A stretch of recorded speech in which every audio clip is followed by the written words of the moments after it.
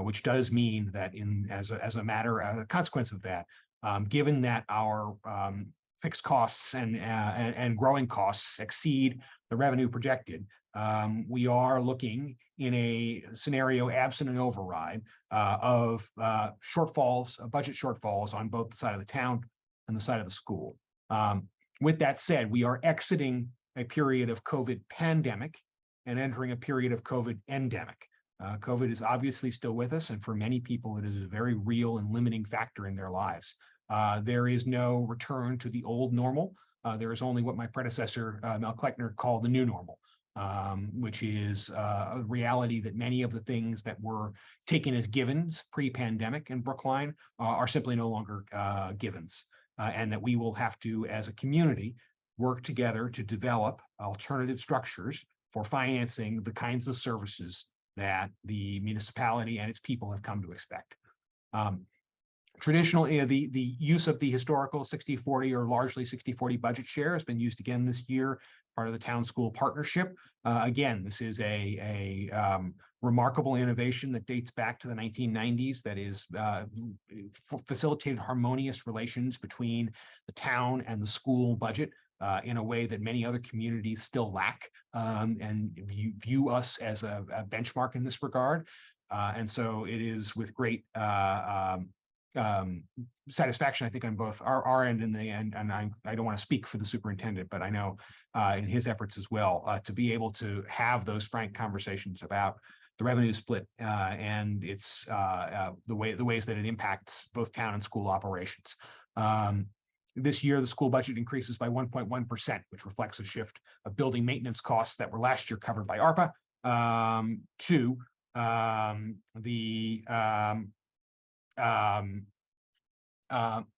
their operating budget. That does create a shortfall on the school end of approximately $3.7 million. Again, in the absence of an override.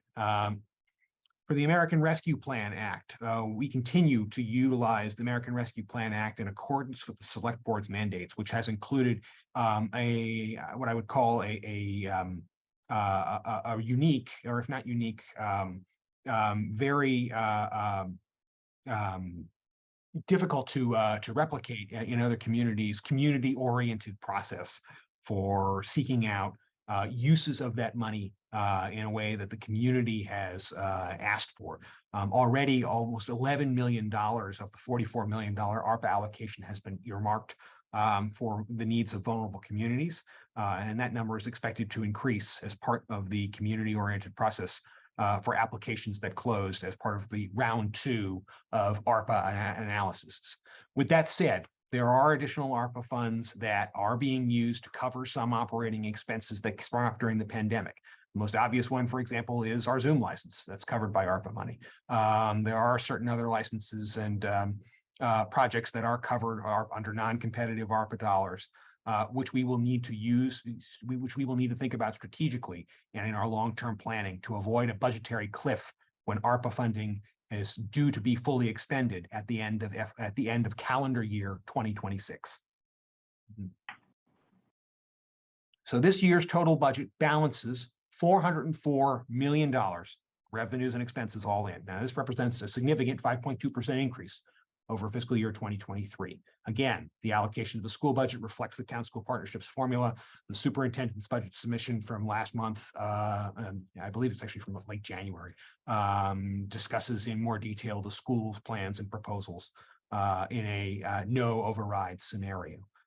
Municipal department budgets continue to prioritize employee wages. They are the single largest driver of our expenses, and they are continuing to rise. We obviously, the Select Board has indicated on a repeated basis at budget summits and elsewhere the importance of paying our employees living competitive wage, and we continue to move towards those goals, including budgeting in this year a 3% cost of living increase, which is above the 2.5% rate for the Prop 2.5 caps property tax growth at, but reflects the inflationary pressures on our staff.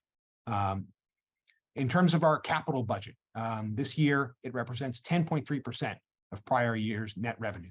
And when including debt excluded capital projects, that represents 17%. That is a significant portion of our budget that is focused on capital projects and the costs for them. I believe at some point someone indicated that over the last 10 years, Brookline has undertaken nearly $500 million in capital expenditure and capital projects. It is a significant revitalization of the community long term. It has been focused not only on schools, although schools have been the largest recipient of that. And it is an important factor for us to consider in terms of our long-term planning about the degree to which and the amount to which our budget is spent on capital projects, which is, longer term, obviously construction, the purchase of long-term investments such as structures. Enterprise revenue enterprise funds are up by 7%. We'll go into a little more detail about those enterprise funds and what they represent, the in and outs, when we go into some detail on the budget when Melissa Goff speaks through on that front. Our reserves and long-term liability funding, I'm pleased to say, met our goals, which is incredibly important for a AAA rated community. We have hit our goal of holding 10% in unreserved fund balance. We fully funded our pension obligation, our pension obligations pursuant to our plan this year, with the aim of having the pension, moving pension toward full funding by 2030. We have resumed and increased coalitions of other employee benefits beyond pensions, and we've increased that amount as well on that front. Again, as part of our ongoing plan to ensure that those areas are properly funded for retirees and others. When we look at the budget at a glance, you can see the change in property tax revenue of about approximately $9 million. Property tax continues to make up the lion's share of our budget. It's slightly down as a percentage of our overall budget this year, but given how much it still makes up, that's not an appreciable change. I believe it's around 71.8% this year. We will see it on the next slide. I'll see if I recall that correctly. Local receipts, we continue to see positive signs there, but again, we are not at pre-pandemic levels, and we don't anticipate returning to pre-pandemic levels necessarily. There are parts of local receipts such as marijuana taxes and receipts from parking meters that we have not seen grow back, and we don't anticipate growing back to where they used to be. We do see encouraging parking meter growth, but it is just not back at a pre-pandemic level. State aid, although it has grown net only at a 1.6% growth. This is disappointing for Brookline. It is unfortunate that in a year in which I think the message from the state has been, look at this generous budget, that not all communities are experiencing that growth in budget equally. A big portion of this is the fact that Brookline is what they call a minimum aid community for schools. So we receive only $30 per pupil from the state for state aid to schools, no more. We do not receive beyond the regular allocation, not including the so-called circuit breaker for certain things like the overages and funding for special education. We do not receive more than that, and that is unfortunate. Unrestricted general government aid is only up a small amount as well, despite the fact that overall revenues over time for the state have far outstripped local revenues, which have been capped by Prop 2.5. Free cash had a banner year this year, and that is very exciting for us. It is a bright spot in an otherwise kind of dim economic outlook. We were very fortunate to have two large one-time payments that resulted in free cash being where it was. It took us a long time to certify free cash this year because it was complex. We had many different accounts that needed to be reconciled in order for it to be certified at the state level. We also had a new finance director, and we're very grateful to him for all of his efforts. Lincoln, I know you're in the audience. Thank you for all the work that you have done to get us not just there, but through many exciting new developments and bond sales and retaining our AAA credit rating, all of which is very exciting. But free cash is a big component of that. You will see later on in this process that free cash is not something we use for recurring expenses, and there's a very good reason for that, which is because it's unreliable. Free cash is not something we use, for example, to pay wages. Free cash is something we use for one-time projects to ensure that we are not creating an unfunded liability. other available funds, which we'll discuss in a little more detail, various other sources down slightly, enterprises up slightly. In terms of our expenditures, again, municipal departments and the school department, both significant, even though, as we talked about, the school department's budget represents primarily that increase in operating funds as opposed to the loss in ARPA. It is a maintenance budget, but it is a maintenance budget that requires additional operating money to just level fund from last year's money. Municipal departments, again, primary driver of cost here is wages, but not exclusively. Inflation also drives up the cost of services and the cost of goods, which has left us with that 3.5% change. We continue to look at non-departmental expenses, things that are not allocated to either schools or municipal departments, things like healthcare. Those go up quite significantly. We are budgeting, and we continue to think we are correct in budgeting for an 8% increase in healthcare costs overall. And we can talk about that in a little more detail when we get into expenditures. Special appropriations, this is where a lot of that free cash is going. Obviously, it's easy, you see a significant increase there. Again, enterprise expenses up slightly, but since enterprises are revolving funds that need to balance out, that's why. And so-called non-appropriated revenue, which is or non-appropriated expenditures, which we'll discuss in more detail, of kind of a miscellaneous category, up slightly from last year. So that's how we get to where we are. Oh, that side of the pie chart we can't see, so I don't know if I was right in saying that it's 71.8. It is 71.8. There we go. I don't know why it won't show up, but sorry yes, about that. I double checked. I'm correct. It's so that large Pac-Man over there is the property taxes, and that makes up 71.8%. So at 290 million, that's over 2/3 of our overall revenue. As I mentioned, so Proposition 2.5, which I think is important to note for the community, passed in 1982, I believe. That is within living memory of most of us, although not all. It is a, I say that because character is not, it is now viewed as a matter of destiny, but in fact, it is a relatively recent municipal cap on how municipalities can finance.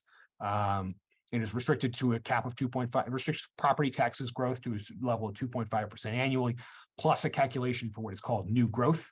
And beyond that, voters must authorize any additional one-time or permanent raise in the property tax levy. So the increase over from FY23 to 24 is 8.9 million, which is 3.2%. So new growth last year, doing the math backward from there, is less than 1% there. Again, talking about state aid, really a more disappointing net increase here, and only an increase in unrestricted general government aid by $147,000. Again, Chapter 70, which is the per pupil, we're a minimum aid community, and that's all we get, $30 per pupil. The Massachusetts Municipal Association, in its analysis of the governor's budget, has pushed for significant increases to both of these numbers. The unrestricted general government aid number, they have pushed for it to be indexed to the growth of state growth rather than locality growth. For Chapter 70 education, they have pushed for a minimum of $100 a head per pupil. Unfortunately, I've recently had the opportunity to speak with members of the legislature on this, and the response charitably was go fish. We are unlikely to see growth at that level, but it is possible we may see more modest growth in these numbers. But again, I would love nothing more than for us to be optimistic, but at this stage, given where the state feels like it is with its revenues, we need to be realistic. Another major driver in the net, the drag on net increase in state aid is the town's assessment to the MBTA. After a significant increase last year, it increased again significantly this year. Another 4.3% increase after a large increase last year. So we continue to pay a significant amount of money to the and growing amount of money to the MBTA, and it is a significant driver of why, or I would say a significant drag on our net growth in state aid. Local receipts. This is good that local receipts are up $1.3 million, 4.4%. Again, it reflects the end of the pandemic era and the start of the endemic era. Marijuana excise taxes were level funded. at 100, are level funded in this year's budget at $815,000. We expect we expect growth in lodging. We saw growth in lodging, and we view that as a positive. Again, people are traveling more, people are coming through. Meals also up. We see people eating out more, and as a result of meal taxes, our revenue realizing, we are realizing additional revenue from meal taxes. Parking meter receipts, again, we see an increase of $100,000. That's excellent. And the meter fee, we have, in discussing a potential override scenario, talked about the increase of parking fees from $1.25 an hour to $1.50 an hour. This was actually discussed as part of the 2018 override, but was never implemented because of the pandemic. We believe that the time is now probably more appropriate for that, even though we will realize less overall revenue from that because we are still not at pre-pandemic levels. Refuse fees have been increased by 16.4% based on the fee increase voted by the Select Board in January. This will be implemented on July 1st. And as we will discuss later on when we talk about the town school split, this money is going directly back into sanitation services, both to fund a position in the Rodent Control Action Plan and to ensure that the services are being maintained and provided at the appropriate level. And so that reallocation directly to sanitation is not being run through the town school partnership split. We saw an increase in motor vehicle excise tax payments. $211,000 increase, which is 3.5%. Again, motor vehicle excise makes up a significant portion of our tax base, and we're fortunate to have that opportunity. So the total certified free cash, as we discussed, 22.8 million, of which 20.1 is being used, and the remaining is being left unappropriated to support our 10% unreserved fund balance goal. Again, this is fiscal policy regarding ensuring we maintain our AAA credit rating. So of that 20.1 million, 13.2 is being used to fund the capital improvement plan. That is our short to long-term capital improvement policy that we put in place to ensure that the significant capital undertakings that the town is currently involved in are appropriately funded. 4.5 million is being placed in the stabilization fund, 1.1 million in operating reserves. Again, this is consistent with the so-called free cash waterfall policy. And for a special purpose, you may recall early in the pandemic, much of the pandemic-related federal financing came not from ARPA or what was then the CARES Act, but through the Federal Emergency Management Agency, FEMA. FEMA's COVID reimbursement and analysis is still ongoing. Disaster recovery is a long process, and I imagine FEMA costs and analyses will be with us for some time still, even though the FEMA money has, by and large, long since left us. A part of that consequence is that things that we made decisions to spend hoping for FEMA reimbursement, FEMA has over time said, you know what, we're not going to reimburse that. And so we do have deficits that have been created from FEMA's later decisions to say that's not a reimbursable expense. And we also have we believe we have some limited exposure on that front under the CARES Act as well. But again, because that FEMA is much more of a immediate, in the immediate, weeks and months following the emergency declaration, the process of getting FEMA eligibility and FEMA reimbursement changed on a constant basis and was a moving target. That does run the risk of us having unreimbursable expenses, as happened here. And so we are utilizing part of that money to cover that. For revenues, other available funds, again, reimbursement from enterprises for general fund related costs, and a limited transfer from the host community agreement stabilization fund. We see HCA, we will be spending from that HCA funding in 2024.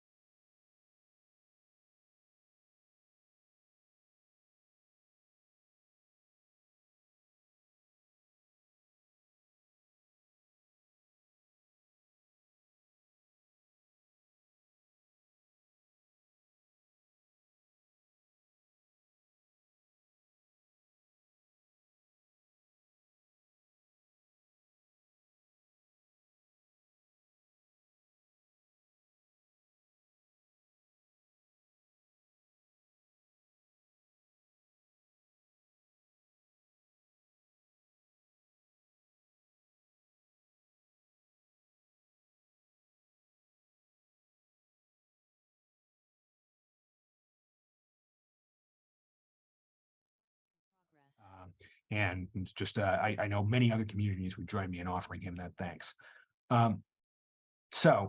This year we must absorb some grant-funded positions in health and the Department of Public Works. We are restructuring where possible to fund new initiatives and upgrade existing full-time positions. We are trying to support the internal capacity for professional development and growth.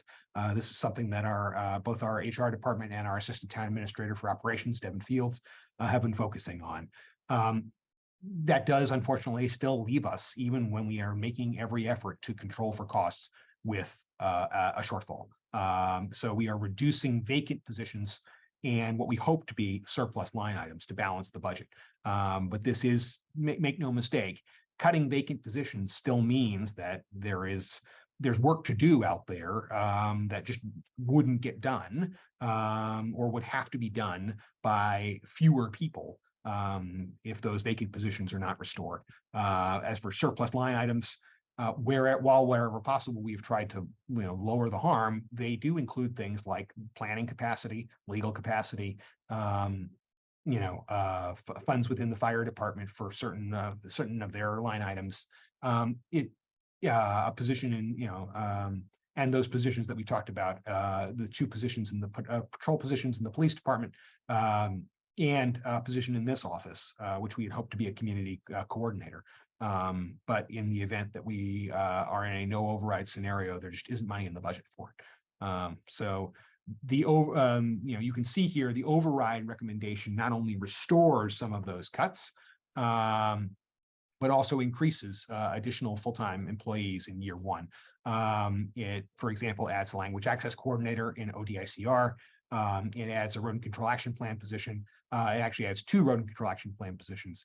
And I apologize, we continue to tinker with these numbers in the leading up to the hearing next week on possible override bottom line and priorities to outline to the select board.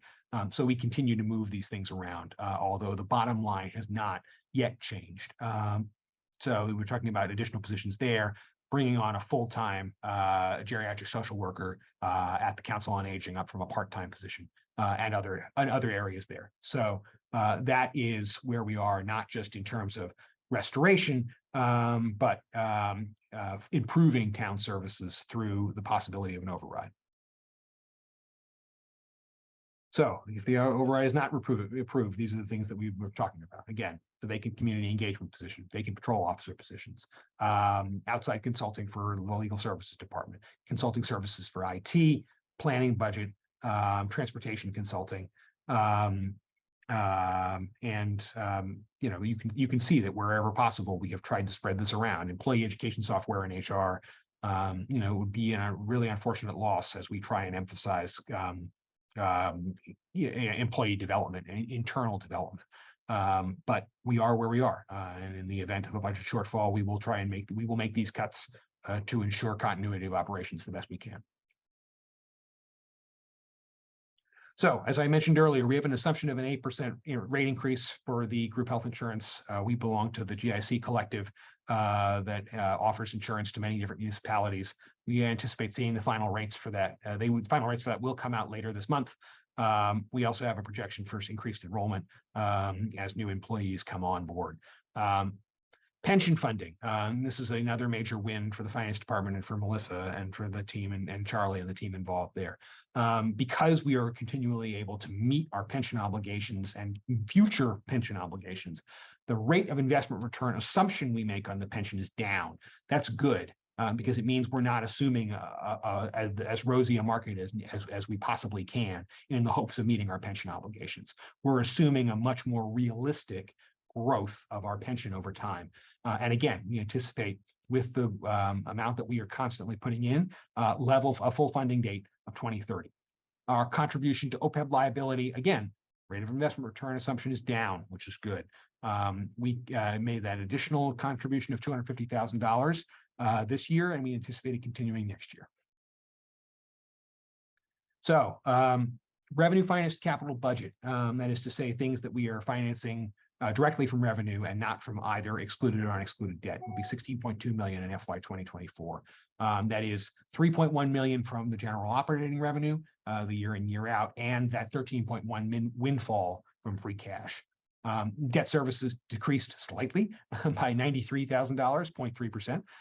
But again, capital expenses up, and they exceed the target of 7.5. Why is it important to have a target? Why is it important to try and limit your capital expenses? Because you want to be spending a reasonable but not over amount of your budget on capital projects. You want to be spending it on operating expenses. You want to be spending it on not just the big ticket buildings and vehicles and things that you can buy on a one-time basis. You want to be providing additional services at the level that people have come to expect.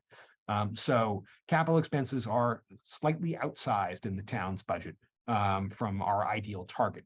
But we have a lot of capital projects and we have a backlog from the pandemic. So while it is a matter for us to obviously continue to keep an eye on, it is not that like we lack for capital projects to undertake, as you will see when Melissa presents the CIP. So the Pierce School financing assumes the town's share of it, which is to say the stuff that's not paid by the state through MSBA, at $173 million. And that will be financed over a term of years through debt, excluded debt. So non-appropriated expenses. Again, we mentioned the MBTA assessment. We are a constituent, we are an exclave of Norfolk County, and as such, we pay a Norfolk County assessment for the services that Norfolk County provides us. We also pay the overlay for tax abatements. For enterprises, there was an increase in the MWRA assessment for water and sewer. That drove some of the growth in expenses there. There was a growth in the driving range for the golf enterprise, and also an increase in payment for the maintenance shed. We took out a loan on that front. So we're going to move from the overview of revenues and expenditures to policy issues and initiatives, which are covered in this budget. Obviously, the largest policy initiative for this fiscal year is the possibility of an override. As we discussed in some detail in a separate meeting, the override on February 14th at a joint meeting of the Select Board and the Advisory Committee. That meeting was recorded. I strongly encourage folks that if you have not yet sat through that proposal and talked through it or looked through the presentation that accompanied it, to please do so. That does cover in significant detail the details of where the town's current line items are for a potential operating override. Those have not shifted in terms of priority since that conversation, although in some areas we are trying to make sure that as I mentioned with the Rodent Control Action Plan as an example, making sure that everything balances out and that all the priorities that the Select Board has outlined are appropriately funded. So to summarize, to summarize, we're trying to maintain services we already provide. We're trying to restore services we cut during the pandemic. The single largest line item in the town's override is to get the road funding up to where the 2022 transportation plan says it needs to be, so that we have money available for other things and aren't constantly spending money we shouldn't be spending on roads that failed, that we should have conducted preventative maintenance on years ago. We want to increase planning capacity so we can grow sustainably and rely less on overrides in the future. We want to fund long-term waste and pest control. We want to take steps towards fossil fuel-free futures, preserve natural resources like the tree canopy, provide expanded services to vulnerable populations, reorganize key municipal departments, and pay competitive wages to town employees. There are two additional potential standalone override line items on the ballot that could be on the ballot if the Select Board so decides. The town proposed these separate from the base override because they are self-contained proposals that the community can make a decision on whether or not they view as projects that should go forward using property tax dollars in whole or in part. For low to moderate income recreation scholarships, it is providing scholarships to low and moderate income residents for recreational programming. The Warrant Article 26 Committee report issued last year estimated the cost of that program at approximately $1.3 million. This line item would call for $1 million of that to be funded through a property tax increase, and the remaining $300 and change thousand would be financed through either enterprise or donations. Composting services for households on town service. And I want to realize with apologies that when we discussed this in front of the advisory committee, I erroneously said that this is for all households in town.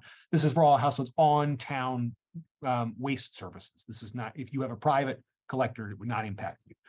This is an addition to the services that the town already provides. This is not a blanket across the board composting project. If the select board were to suggest financing this through an additional fee, we budgeted approximately $75 a year. The cost overall in phasing it in over 3 years would be approximately $1.85 million. If you were to add this without a fee, it would just be part of regular waste management services that the town provides for its set fee. The additional cost and property tax value would be $2.25 million. So either of these questions or neither of them can be added separately to the ballot by the select board. And again, the hearing on this subject is next week. The select board's vote on the subject is scheduled to be the 21st. Continuing the discussion of initiatives, obviously smart, sustainable, equitable development. And there are two interlocking components of this. One is addressing climate change, aiming for a 2040 zero emissions goal. The town has recommended to the ARPA funding committee a package of just under $5 million in town expenses, which includes a $4 million ARPA green package designed to make significant steps towards a fossil fuel-free future for the town and the broader community.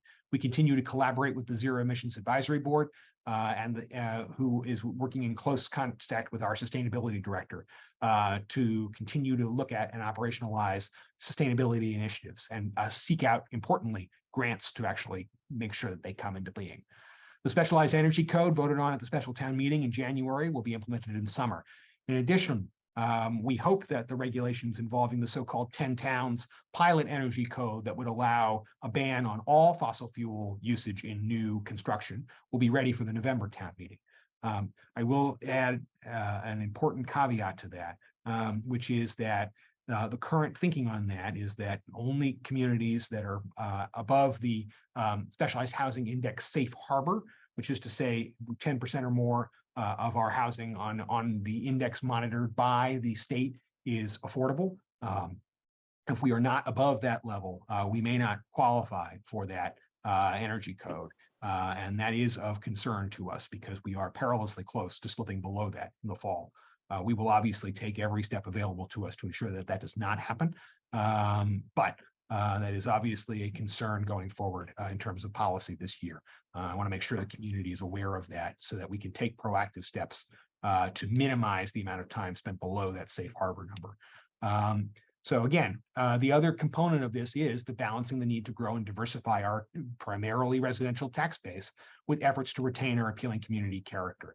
We obviously need to prioritize commercial growth in a way that makes sense for this community and is not just a reckless, unchecked growth for growth's sake that will have unintended consequences down the line. So again, minimizing that time spent under the safe harbor, beginning a comprehensive plan that is a broader community conversation about how Brookline should look and feel and what efforts it should take to reach those areas. And again, compliance with the MBTA Communities Act at the end of the year, which has been the subject of significant discussion here and elsewhere. And we continue to have that community discussion and value that as a priority to make sure that the ultimate decision that is reached at town meeting for how to comply with that act represents the community, but also ensures that smart, sustainable growth rather than an attempt to merely hit the target, but not actually recognize the benefits, the potential benefits of compliance with the act.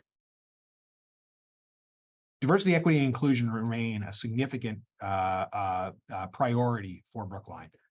We have continued disadvantaged business enterprise outreach. I encourage contractors and members of disadvantaged business communities to visit workwith.brooklinema.gov. This is our so-called quality contracting platform. New contracts are posted there on a regular basis. It also includes all the information necessary about how to get through the red tape and get yourself registered as a contractor so that you can bid on Brookline projects. We're very excited to expand that functionality. As you know, in order for us to be able to mandate any sort of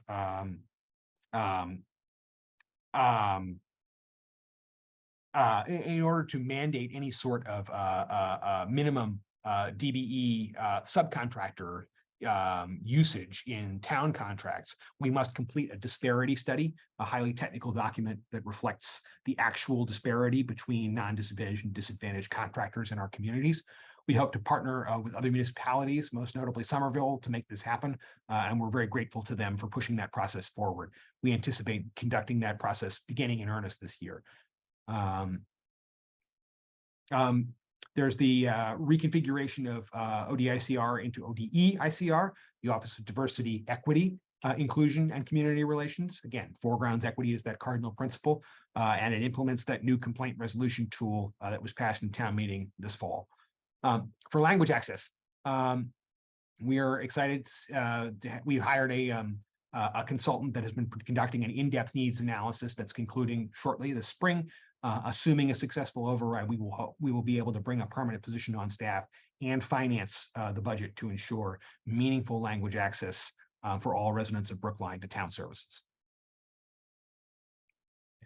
We're grateful in terms of pursuing transparency, access, and community engagement to have our new ATA for operations position.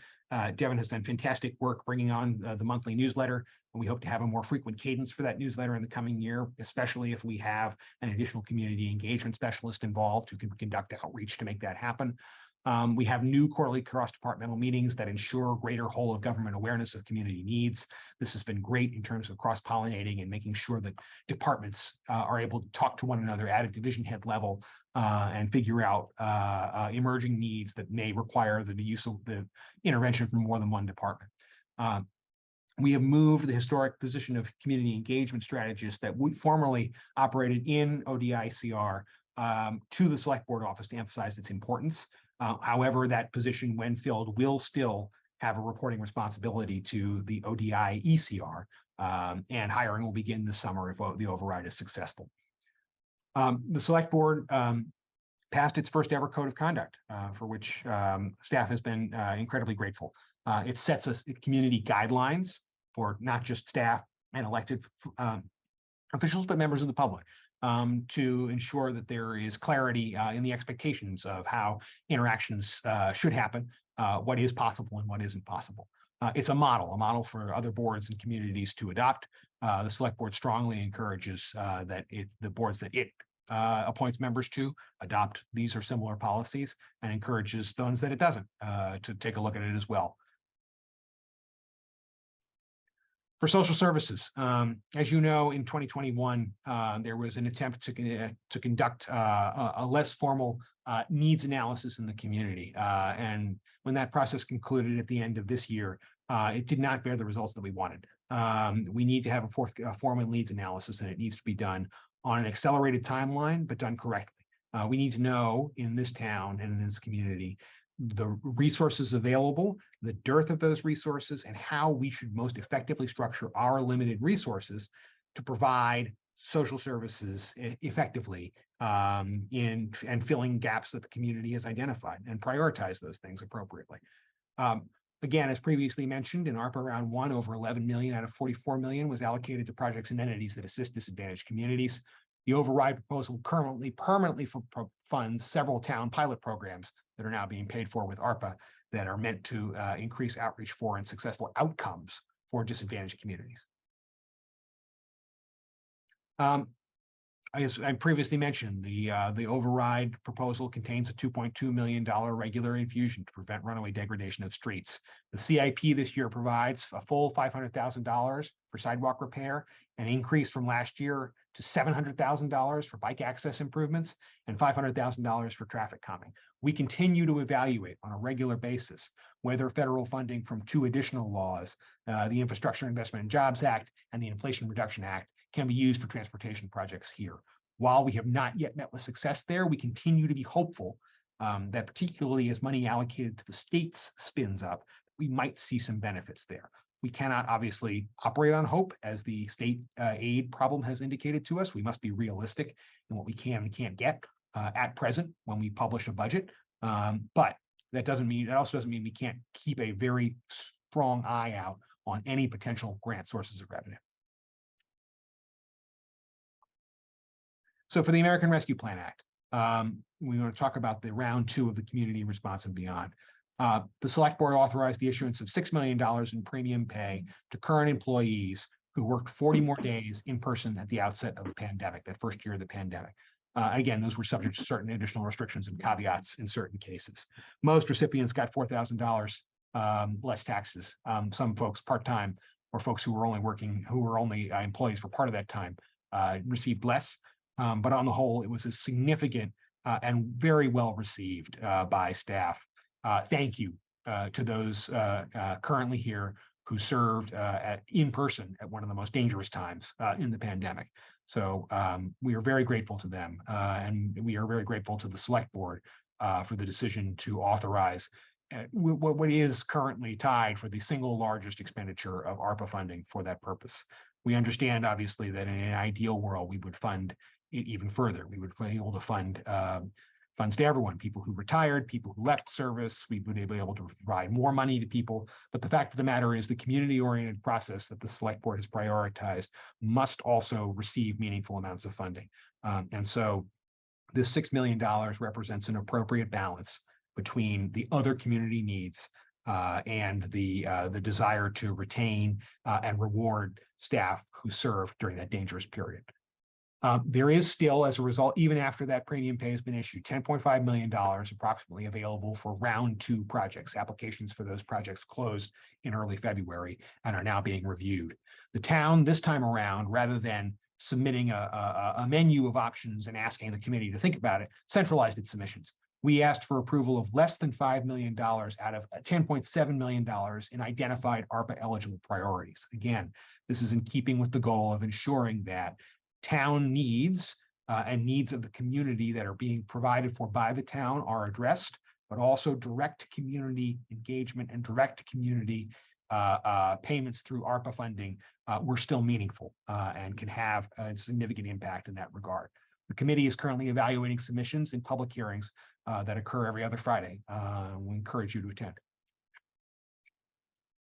Community Preservation Act is spinning up, as you saw in the presentation last week. If you joined us last week, it's very exciting. That committee is doing excellent work in ensuring that it will be ready to accept applications for a potential in more than $6 million in available funding in fall of this year. There are 4 different categories of funding support: open space, historic preservation, recreation, and affordable housing. They are currently engaging with a consultant to develop a public process for this. Review of the draft plan will happen on June 12th at their meeting. There'll be a public hearing June 17th, and the plan will be revised on August 14th. Okay, now this is the point where we transition to more detail in the budget.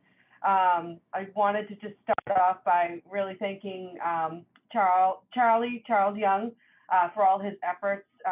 He came in late in the fall, and normally the assistant town administrator has the luxury of using the summer to flip the budget. So he had to flip the budget and dive right into budget requests immediately upon starting.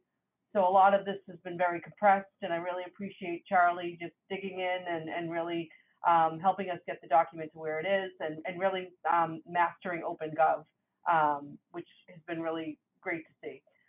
So this slide here is just a summary of our overall financial plan. So you can see our general fund revenue up top, and then when you add in the enterprise and revolving funds, we've got $404 million of revenue, and then the categories below for operating budget, non-appropriated, and then obviously our CIP is a significant item, especially with our strong free cash certification.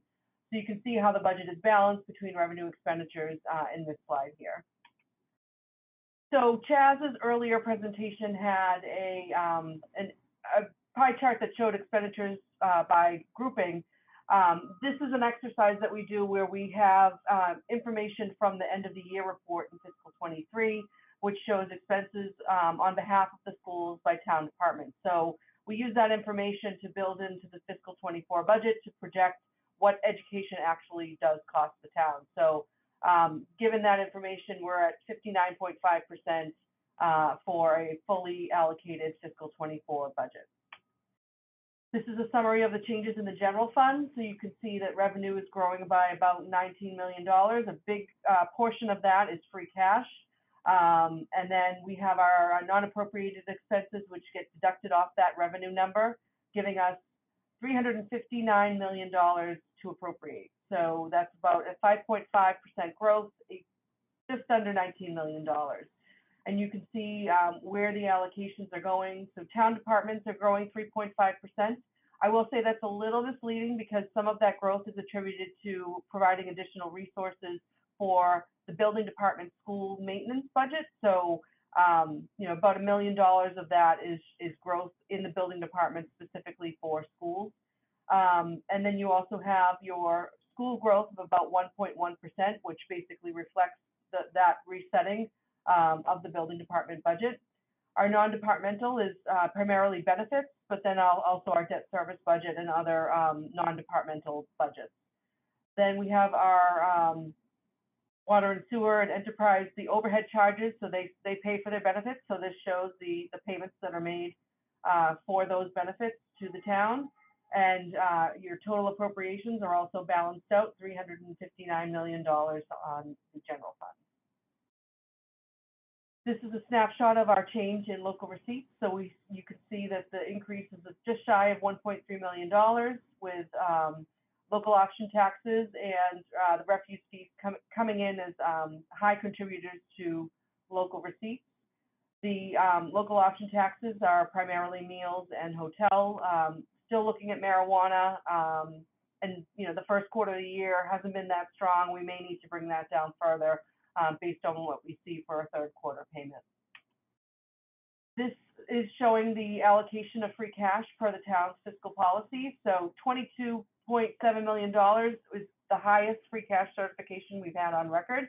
I will say that a huge piece of free cash is coming from a one-time payment from the utility company. So that there's been a dispute over the assessment of personal property for utilities, and they had been withholding their portion of tax payment based on that. They got a negative decision in a separate case with Springfield. And so given that outcome and knowing that they likely are still accruing interest on their tax account, they caught up to where they needed to be for the years that they withheld payments. So that was just under $7 million. So that's a one-time payment, and that's a huge reason why free cash is at the level that it is. But we'll take it because it definitely helps support the CIP. So we are looking at, in the prioritization of free cash, the first area that we visit is our budget reserve. So 25% of our reserve fund is coming from free cash. So that's the $767,000 number. We are appropriating $4.5 million into the stabilization fund, and the rest we're going to leave unappropriated, which basically will help create free cash for the following year. So those two numbers add up to $7.2 million. Our liability fund has a target of 1% of prior year net revenue. So to the extent that we're below that target, we need free cash to get us back up to that level. So that requires $381,000. Our CIP has a target of 7.5% of prior year net revenue. So $4.6 million is what's needed to get us to that level. Our affordable housing trust fund, the policy says that if the trust fund is below $5 million, then there would be an appropriation from free cash coming from there. So the fund was above $5 million, so the policy is not triggered, so there's no appropriation recommended at this time. So that leaves $9.8 million available for special use. So special use would be revisiting any of the earlier categories in the waterfall, or if there are other accounts and one-time obligations that are needed for an infusion of cash. In the years past, we've put more money towards pensions, we've put more money towards OPEBs. This year, we're recommending that we resolve the current deficit in the FEMA COVID account. I can assure you that our emergency management team is diligently still pursuing reimbursement through FEMA. Unfortunately, the rules keep changing, and the team has been trying to respond to the shifting parameters for FEMA reimbursement. And so we're hoping that at the end of this, the actual deficit is less, but it will come in later. It likely won't come in for another couple of years, and it will just fall to free cash when it does come in. And then we're also recommending additional CIP, just shy of $9 million for the CIP on top of the 4.6 we're already allocating, which has been such a great thing to be able to provide a real infusion to existing accounts that have had, a lot of deferred maintenance issues throughout the years. So it's nice to give a little shot in the arm to the roadway account and to some other underfunded areas within the CIP. This is our slide where we show our fund balance targets. So you can see that we were able to achieve above 10% per the policy of undesignated fund balance. So we're at 13.54. I believe that is an anomaly given the one-time payments, since we are spending most of what we got for free cash. I don't expect that to continue into 24, which is part of the reason why I'm recommending the $4.5 million appropriation into the stabilization fund, so that we can try and at least keep up to the level that we need to do per the policy. This just shows our expenditure growth. So you can see the CIP is the largest area of growth in the budget here, followed by our benefit budget, and then town departments, and then our school department budget as well. This shows our schedule for the pension system. So anytime, we just had our actuarial valuation in 22, so the new schedule is set for the next 2 years. We're still at 2030 for our funding rate. Our rate of return assumption was able to be lowered, which is great. And our funding schedule didn't change from the prior schedule, which is also good news. Our liability did drop a little bit in 22 due to good market returns, and we'll hope that the next 2 years are maybe not as, hopefully it may not be the same kind of market returns, but we're hoping that we're at least don't lose too much ground from the change in the environment. So our OPEB plan is continuing into fiscal 24, where we're adding $250,000 annually. And so we're hoping that when the pension system is funded in 2030, this big drop off here, we're hoping that will be appropriated into to cover the unfunded obligation for OPEB. This is just a quick snapshot of the budget, showing the property tax revenue growth, and then also just the other categories of expenditures like the benefit budget and town departments, etc. This is a snapshot of our water and sewer budget. So we have our revenue and expenses totaling $32,522,000, showing the different categories. So some exciting things for Erin to talk about when DPW budget comes in front of you as well. Our golf enterprise fund, $2.5 million. 22 was a lot less because the US Open was in town. So now we're hoping that the riding on the coattails of a successful event, plus enthusiasm for the driving range and other amenities that the golf course has going on, that we'll have a good year, both in 23 and in 24. Then we have our recreation revolving fund, also showing some rebounding from COVID, looking at some exciting programming, returning back to pre-pandemic levels. So we've got a budget there of about $4.4 million. CIP, the capital improvement program, is another component of the financial plan. So we are looking at a $367 million CIP for the next several years, and that's approximately $61 million over the 6-year plan. The major school budget is Pierce. The town assumption of $173 million is based on an estimate from the project team of what we potentially could get from MSBA reimbursement. So we are complying with our fiscal policies around the 6% policy and then using free cash.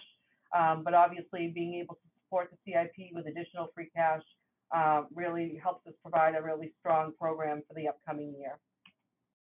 So this is just a summary of the components of the free cash, how we get to prior year net revenue, what the allocation is between our net debt finance CIP, so those are bond funded programs, and then our revenue finance, which is cash funded programs.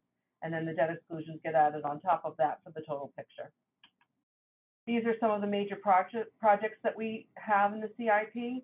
Was really happy that I was able to find some capacity in the out years where the Davis Path footbridge was able to get pulled forward. So we've got that programmed in for fiscal 27. We'll still look to provide grant opportunities to maybe reduce that number, but it's nice to see it out of the future years column in the plan. Ongoing work continues at Lars Anderson. We do have some classroom capacity money continuing, although a lesser degree than in years past, especially in the out years.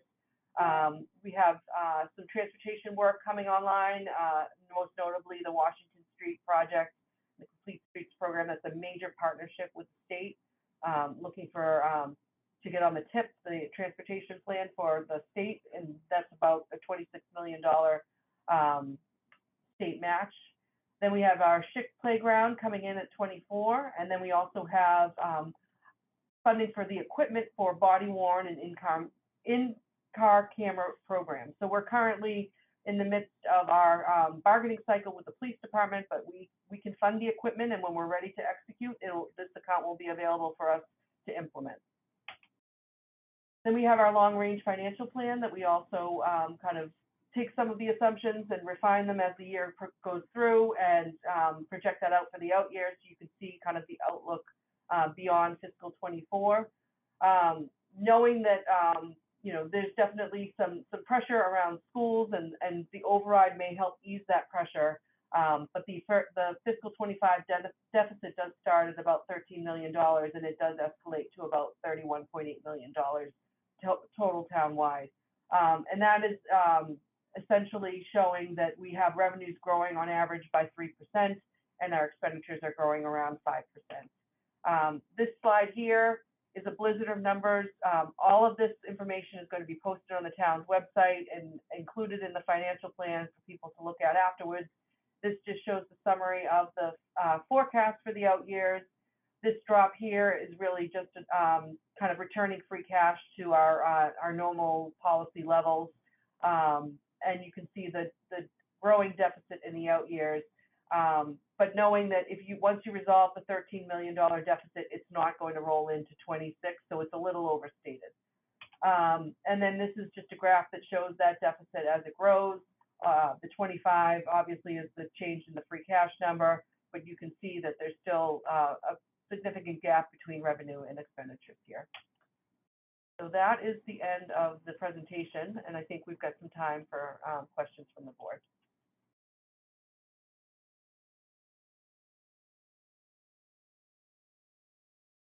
Bernard, you're on mute. Bernard, I can't hear. I saw Miriam's hand go up first, so why don't you start, and I'll let other people speak before I say my 2 cents. Thank you. First of all, thank you everyone for such an amazing job. For those that don't know, it's really a huge volume of work. So I really appreciate that. On the slide where you're talking about the Affordable Housing Trust Fund, I realized that we didn't trigger putting more money into the Affordable Housing Trust Fund, but I just wonder if there was any discussion about still putting some of that money. I mean, I realize you want to give as much as you can to the CIP, but even to me, we talk so much about affordable housing. It's such a priority. I totally understand the tension between all the different priorities, but we're right at 5 million is my understanding, right? So maybe we could put a little in there, but I just want to put that on there to see what the discussion was around that.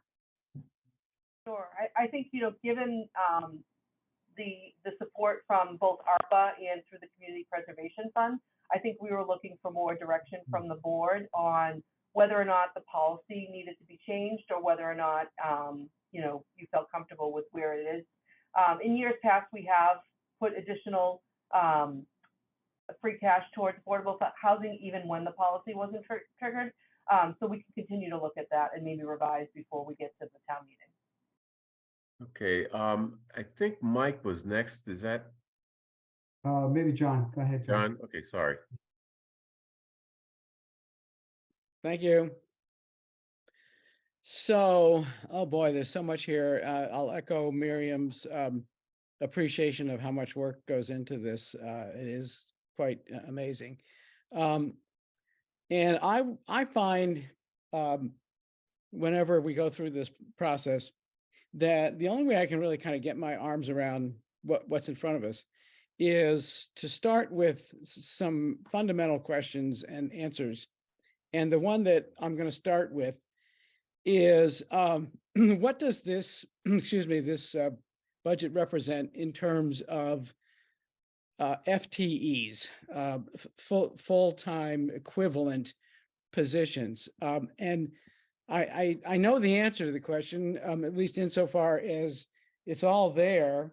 And in fact, it shows that there is an increase in full-time equivalent positions over, excuse me, not just over the prior year, a slight increase, but then a dramatic increase if you look back to, let's say FY19, which is pre-COVID. We're up some 14 positions from FY19. So I'd love to have a narrative, and I wonder if we could get one in the near future that would explain the additional 14 positions since FY19 in a narrative, so that, you know, when people ask us, is the override because just to pay for the positions we already have requires more money, or is it because we're adding positions? Sure. I will say that section 2 of our interactive budget does include a table by department, so you can see where the growth is by department, but we can give you the specific positions associated with that growth. That's no problem. But as I say, a narrative as to why we needed to add those positions is what I'm looking for. And thanks for the answer. Mike. Two things. One is a very general comment, and the other is a more specific one.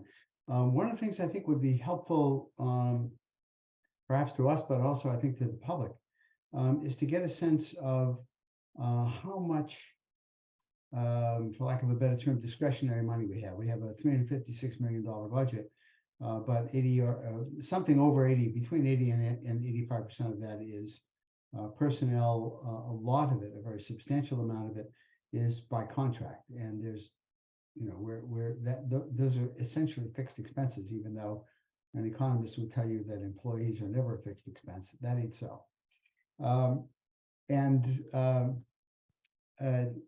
If you work out the numbers, as I have in past years, we typically end up with somewhere around 8% of the budget being actually flexible for those new initiatives and so forth.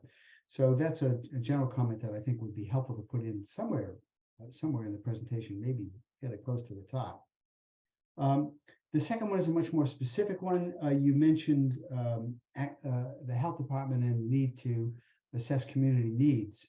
And the community foundation, Brookline Community Foundation, is right on the edge of issuing a report or updating a report that it put out, I think, about 10 years ago on Brookline. And it did at that time a very fine job of describing where needs were.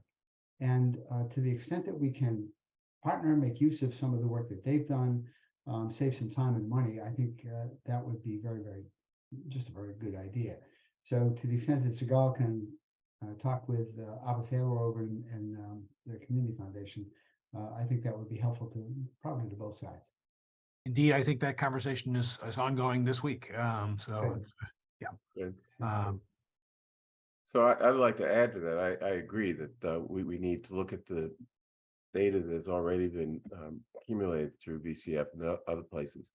One thing that I noticed in the financial plan is the tension between the social service needs that were created or revealed by the pandemic and you know, the limitations and restrictions of a town government. I mean, you mentioned that, you know, these needs were formerly taken up by federal and state agencies who have abdicated their responsibility, and it's left on us. That sort of puts us in a terrible situation. And I think the solution is to make sure that we've identified, you know, what our actual needs are, and be careful about creating structures that you know, may not be appropriate for a small municipality like we are. You know, without the benefits of economies of scale, for example, and other benefits of larger entities. So I think, one thing that I hope that the research by Segal comes up with is a sense of what our budget for social services are. So that, we identify what we are doing and can identify where there's a need for more expenditure, more ideas, more, et cetera. So.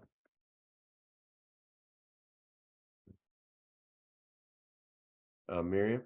Thank you, Bernard. Just to echo what you said, and you said created what the pandemic created or revealed, but I would venture to say this is a both and situation. The pandemic both created a need for greater social services and revealed a need in the community that had not really been appreciated prior to. And I think it's important for us as a community because I think everyone is right? This stuff is now on our plate. And we have, I think, an obligation morally as well as a municipality to do something. I think being very thoughtful about what we do is important. I just appreciate, I guess what I want to say is I appreciate that we all see we need to act, that not doing something doesn't appear to be an option. We really need to figure out a way to support our residents in this vacuum left by the federal and state government. So I thank you for that. Okay. Any other comments, questions? Let's see, let me look through my notes. What do I have?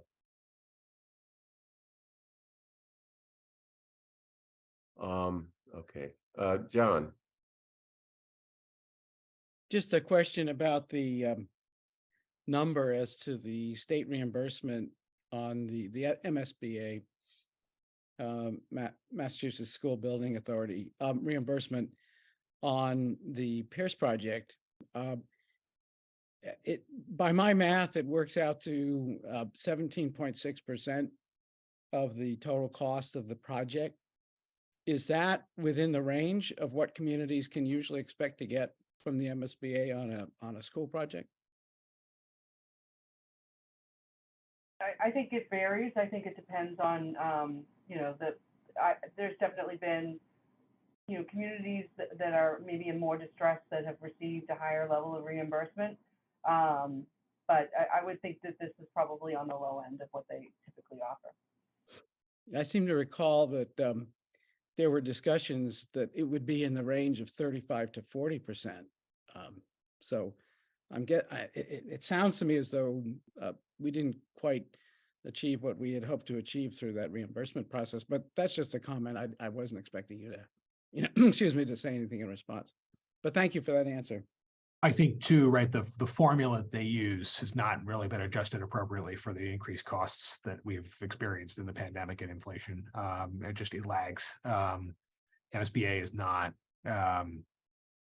it's not taking into account how expensive it is to build here. And that is a complaint that many other communities have raised as well, is that there's not enough money in MSBA to begin with, and that they're not evaluating the actual costs in a way that allows for meaningful assistance to communities. Yeah, I think to add to that, you can't, it's really not apples to apples when you compare Brookline and the Pierce project to other communities. There are a lot of pieces to this that MSBA can't reimburse that are related to the fact of where it is and what we're trying to do to not eliminate the town garage and to sort of wedge in between the library and the health department, et cetera. So I mean, we got a good reimbursement rate here. Well, Bernard, you would agree with me that during the process of planning this, what was presented to the community was that we could expect 35 to 40% reimbursement from MSBA, right? That was a rough guess. I'm not sure that we were saying that this is the exact amount that we expect. I'd hope we didn't say that. Okay.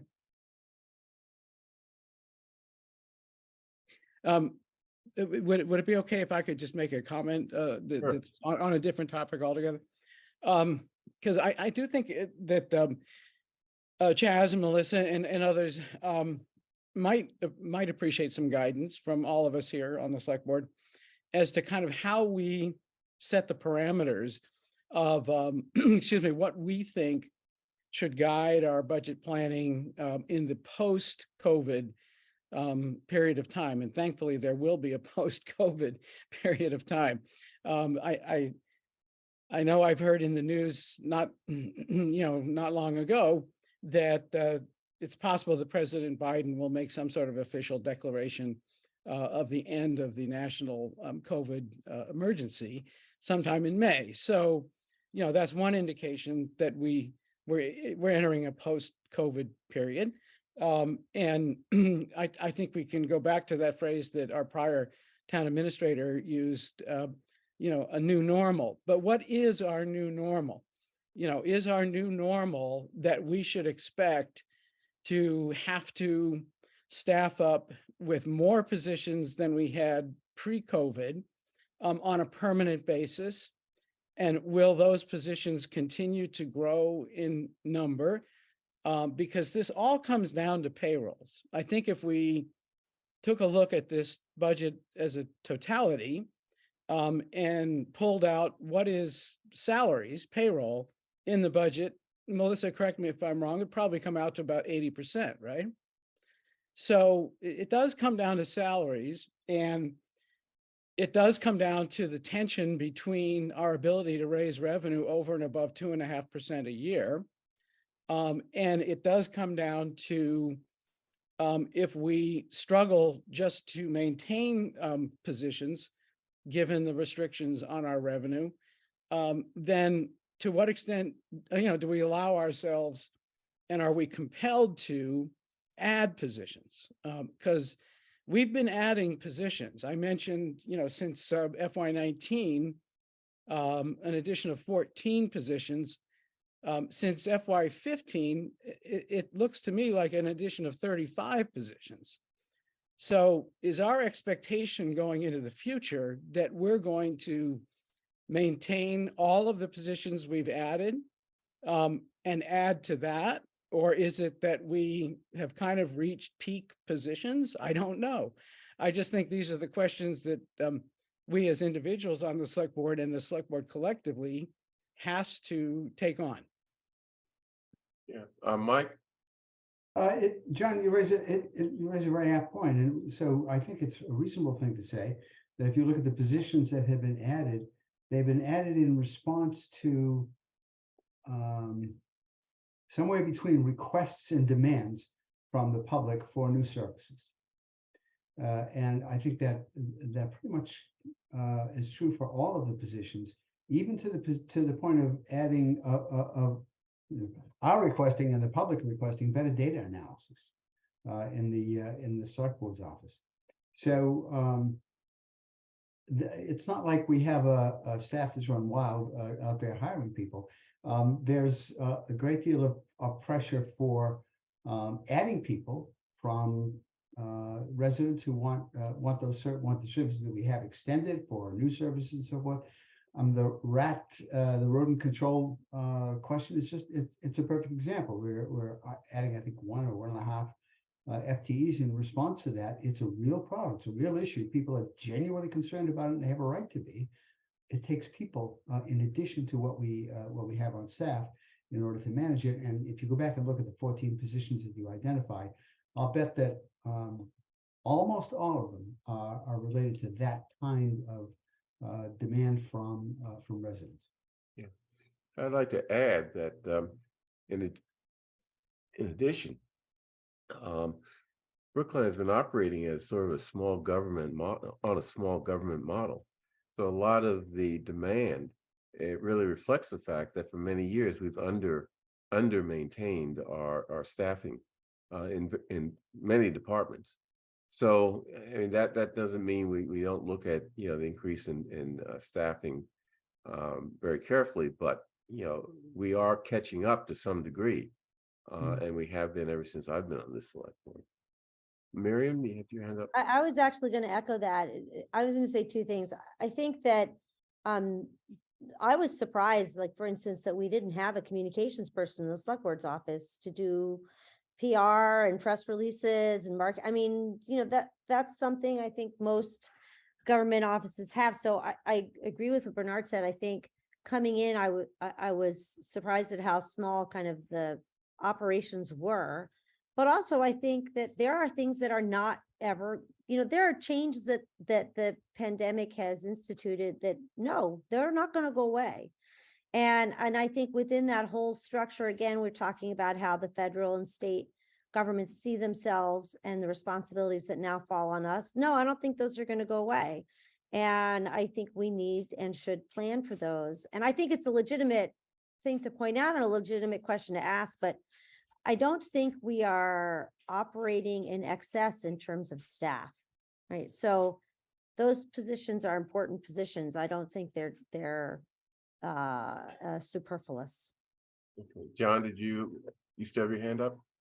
Yeah, well, yeah, I raised it again. Oh, If we're going to say that this is what the public has asked for, I think, it behooves us to be a little bit more specific. What did we hear the public say that brought about, additions to the budget with our consent? I hear the public, and I've heard town meetings say we need to do a better job with language services. But in the 35 positions that were added, I don't find that the position that we need to add to do a better job with language services. I think we are going to add that in the near future. I don't really recall with any specificity demands that would explain the addition of 35 positions. And to take the example of the rodent control, which I think is a good example of a very urgent problem that demands additions to our staffing. But does it demand permanent additions to our staffing? I mean, have we bought into the notion that we're going to have a rat problem forever, or weren't we sort of assuming that a rat problem, we didn't have it before to the extent that we have it now, and that it's some kind of it's based on some kind of specific sequence of events that cause there to be an explosion in the populations of rats, but that if we come up with effective measures, we'll eventually get this back to a more normal situation. And I'm not sure that would justify permanent addition of staffing to deal forever with rats. If we ever have to deal with them again, we'll add staffing again, I guess. John, I'm sorry, Mike. Yeah, that's a really good, it's a really good question. I think that there are some positions that we could look at as being, there's a 3-year or 5-year term, and then we should take another look and see whether that position continues to be necessary. There is a tendency to want to take someone whose position is perhaps no longer as important, or whose job is no longer as important as it was, and since we have an employee in hand, ask them to do something else with it. So I recognize that. With regard to the rat situation, we have had a fundamental change in that we have outdoor dining in a way that we've never had before. And that takes constant vigilance, really, to make sure that establishments are cleaning up, are handling their garbage correctly, and so forth. And I think that's something that probably will persist for a very long time. So there are some of these things, yes, you're absolutely right. And we should be looking to make sure that, and perhaps when the original hire is made, setting them up so that there's a discrete period of funding and then the positions reevaluated. And there are some that are just, they're long-term needs that are identified and they need to be continued. I think Miriam's comment about someone to do communications in the select board office is really right on the mark, because we see so much on the town meeting member listserv. And I've seen, and we have so little ability because of open meeting law to respond to it and really contribute to a debate.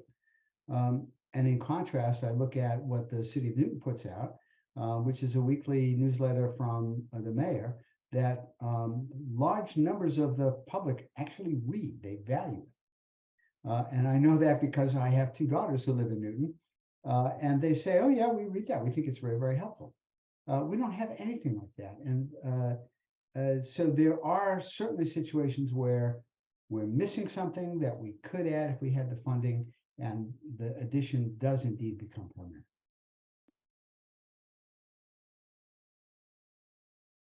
So, do we have a list of John's 34 or whatever the number was positions that we could actually look at and or assess? Yeah, we'll provide something for the board's packet. Okay. I mean, maybe it's difficult to come up with that list, but anything that we can look at to. Every year, the change in FTE is voted on by town meeting. These are enhancements to town services that every year we talk about, and we can just itemize them by fiscal year. Yeah, good. Thank you. John, your hand again? Yeah, thanks. I didn't actually mention the specific numbers, and I was feeling a little bit like we're leaving people in the dark. So fiscal year 15, 676 total employees. And the current budget that's in front of us, 714 employees. So that's where I get my number from. It's more like an increase in the range of 35 to 40. And I also wanted to put those numbers out there because when I hear this talk of we're just a small town and we don't have that many people and we're always short of people, it's come on, it's a pretty big budget. Well, but talk to people in the departments and I know nobody Well, that's for ever like feels that they have enough. or too many. 65,000 people. Those are town services for 65,000 people. It's I mean, absolutely true. It's absolutely, I'm not quarreling with it at all. I'm just saying, let's not, well, that's my way of looking at a lot of problems that have sort of rose up over the years. And, just saying, that's a shorthand of saying, we have a problem that we need to think about and see how big it is. And that shorthand is to say we operate on a small government model. And that's what I hear. And that's what I see when we try to solve problems. But that may not be the full story. So Chaz. Yeah, I just want to add a layer to this that I think is always interesting and kind of enlightening. The question of the degree of services, temporary versus permanent services, and when considering whether or not to hire contractors versus employ new employees, even on a temporary basis.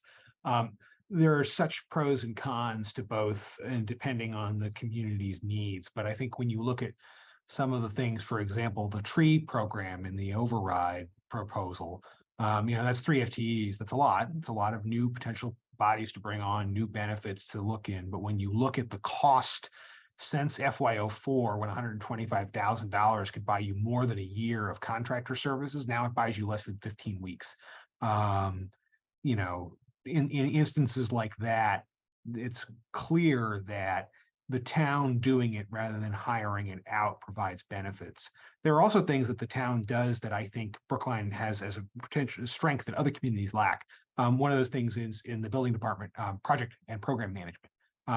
Oftentimes in other communities, they will just hire contractors to do that, hire outside project managers, pay them, exorbitant project management rates to handle their capital projects. We typically don't do that. We have internal project managers. We have for some time who have all been excellent. And a big part of that building department restructuring is because a lot of those people are now reaching the end of their careers and are deciding to retire. And we want to make sure that we preserve that capacity, because I view that capacity as one of Brookline's real strengths. And it is such an intrinsic good that I think other communities, just by virtue of the fact that they don't do it, don't realize. There's a lot of nuance when it comes to the provision of certain services that we do that other communities don't, that we should evaluate through that lens, which is important. That's not every service. And I think another big aspect of this, Bernard, that you're alluding to is that we've been in this very reactive mode in the pandemic. We have really put we put our emergency hats on and said we're getting through this. And to John's point, this is kind of the turning budget, right? This is a budget that still reflects that mentality from prior years, but also makes a concrete step towards an environment in which COVID response is not the top line and top of mind in every environment. And so I think using this year as an opportunity to maintain continuity of services while also analyzing, especially as we look at FY25 with the possibility of additional override funds, the highest and best use of that the budget for the community. It is something that I think staff values, that kind of guidance, looking at the future in an environment where we are not just trying to keep our heads down and make sure that, candidly, everyone stays alive, right? So that's where we are, and I think this is a good year to start having those discussions with the idea that hopefully the remainder of the next several fiscal years, really the remainder of the decade as we move toward 2030 and the full funding of the pension, we start thinking about what the broader sort of big ticket priority items are. Miriam, I see your hand up. Yeah, thank you, Bernard. I'm going to just put my public health hat on here for a second too, and I'm going to say a few things pandemic related. And the first is that there's never, I mean, I hate to break the news to you, there's never going to be a real post-pandemic, right? This is going to be endemic. We're always going to have some variations in COVID transmission throughout the season, throughout the years. And I think we are yet to really understand the long-term impacts of COVID, both in terms of the mental health impacts on our kids and in terms of long COVID, which is really a still very poorly understood post-COVID sequelae. The second thing I'll say is some things like rats. I think it is important to notice there was a rat problem before COVID. It mostly affected individuals who didn't have a lot of power or voice, but it was there. And the thing that COVID did, which was bring out all this outdoor dining, that is not going away. And actually, I don't want it to go away. I love outdoor dining in the summertime. It's one of my new favorite things. But that means the rat problem is also not just going to disappear.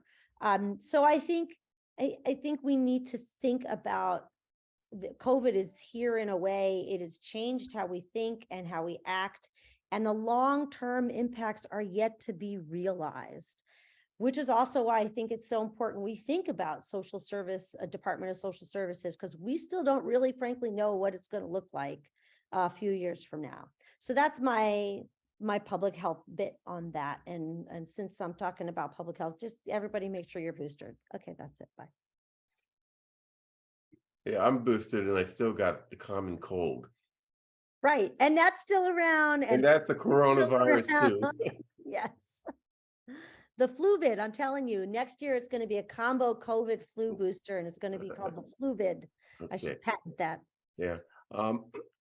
Mike. One thing I do think is worth pointing out is scale. That is, the population of Brookline has increased in the period that we're talking about, an increase of 35 town employees. That's about a 5% increase in employment. The population has increased somewhere between 8 and 10%. So more people, I mean, the fact of the matter is you need more staff to service more people. And if the percentage of increase in population is higher than the percentage in increase in employment, you're achieving more scale with what you have. So it's not something that number isn't something to look at in isolation, even as we have added services. But if you were to take the services aspect out of it, the additional services aspect out of it completely, from a scale perspective, we're not doing that badly. John? Yeah, I just want to reintroduce a term that it underlies this discussion, but I haven't really heard it used all that much. I heard it used a couple of times, and that is structural deficit. So I know my understanding of structural deficit is that there is going to be a shortfall between revenues and expenditures just to continue with the positions from the prior year's budget. Is that everybody's understanding of structural? Because if it is, then I don't think, we can say that we need these overrides because of a structural deficit. If in fact we need the overrides because the budget has grown by 35 to 40 positions. So I think we got to get that clear, or we're going to have a credibility problem. Is my concern. I'll Okay, I let saw Ken- Mike react Right, first. so, Then John, the 35 positions equates to about $3.5 million. If you think about it in those terms and look at the total increase in the budget, it's vastly more than $3.5 million. It's because the cost of everything, including people, has gone up. If you were to take that $3.5 million out of the projected deficit that's built into the budget, you would still have it. And it would still be greater than, substantially greater. The gap is still going to be substantially greater than that 35 million, that 3.5 million. But you'd agree with me, that's not the definition of structural. Well, you have a structural deficit if expenditures, broadly speaking, for the base are going up faster than revenue, and that is the case. And so if you, as I say, if you take the $3.5 million out, you still have a deficit growing year by year, and therefore there is indeed a structural deficit. A And I deficit would built just into the add that structure of our. a major driver of the structural deficit is the growth in what we call our budget busters. Our group health is growing at 8%, and our pension funding is growing by 7.85% annually. And that's compared to our revenue growth of around 3%. So those are big pressures on the budget that drive structural deficit as well. And there's another structure, there's another element that drives it, and that is that we're building schools, we're building we're investing in capital projects that cost money, and each one costs more money than the last. Okay. And Yeah. that those interest rates and that amortization gets added in as well. So it's to identify an increase in employment as the cause of the problem, that's just that's not Let's it's move on. not We're good about accounting, to- it's not good economics. Okay, we're going to lose Chaz and Melissa shortly. So Yeah. let's All right. Miriam and then John. I would just point out that I think, John, you're conflating two different issues. The structural deficit is exactly what has been said by Melissa and Mike and others. It's when your revenues and your expenditures don't match, period. There's nothing in the definition of a structural deficit that talks about where those revenues and those expenditures are. Those are separate issues. Yeah, And if but I your didn't town say that. growth is 8% and your growth of your municipal ability staff to provide is 5%, then you are actually still increasing your growth of provisions at a lower rate than need, and you still have a structural deficit. You actually have the opposite problem. Okay. John. Yeah. I'm glad that Melissa mentioned pensions and healthcare. Those are payroll related expenses, and I'm glad that my fellow select board members live in a world where you don't need to worry about adding 35 positions to your budget, because it's a trivial addition to the budget. It all comes, it's 80% of our budgets is payroll. And if we don't watch the payrolls, I don't know how we're ever going to sort of close the structural deficit in the budget. And it is true that there will be a gap, even if we didn't add positions. But that might actually be an argument to be very careful about adding positions. So maybe we just have a different worldview on these issues. Well, no, I think that when we say structural deficit, it's a structure that the voters have set in place to prevent us from expanding unless we go to the voters and ask for overrides. Yeah. Anyway, go. That's a I'm sorry, that's a mischaracterization of what we're saying. That's inappropriate. John. Well, I mean, in the I- sense that I'll it was stop there, but, intended to be, that's is not fair. intended to keep us, to keep, municipalities from expanding and hiring more workers and doing other things. I just think the fact that we are not in fact trivializing it. So I think that's the part that's the mischaracterization, but Mike, you can correct me if I'm. Yeah, no, okay. Anything else? Are we going to talk about process? I think that was on the agenda. Yeah, that's next. That was my hope that we could Before we discuss that lose before them? Melissa and I have to Before we jump. lose them? Yes. Yeah. I'm going to run to advisory, but just to give you a little bit of time, Chaz, and then I'll let them know. Thank you. Yeah, I think they noticed us for 7:15, so I feel like I got a runway, hopefully. Thank you, Melissa.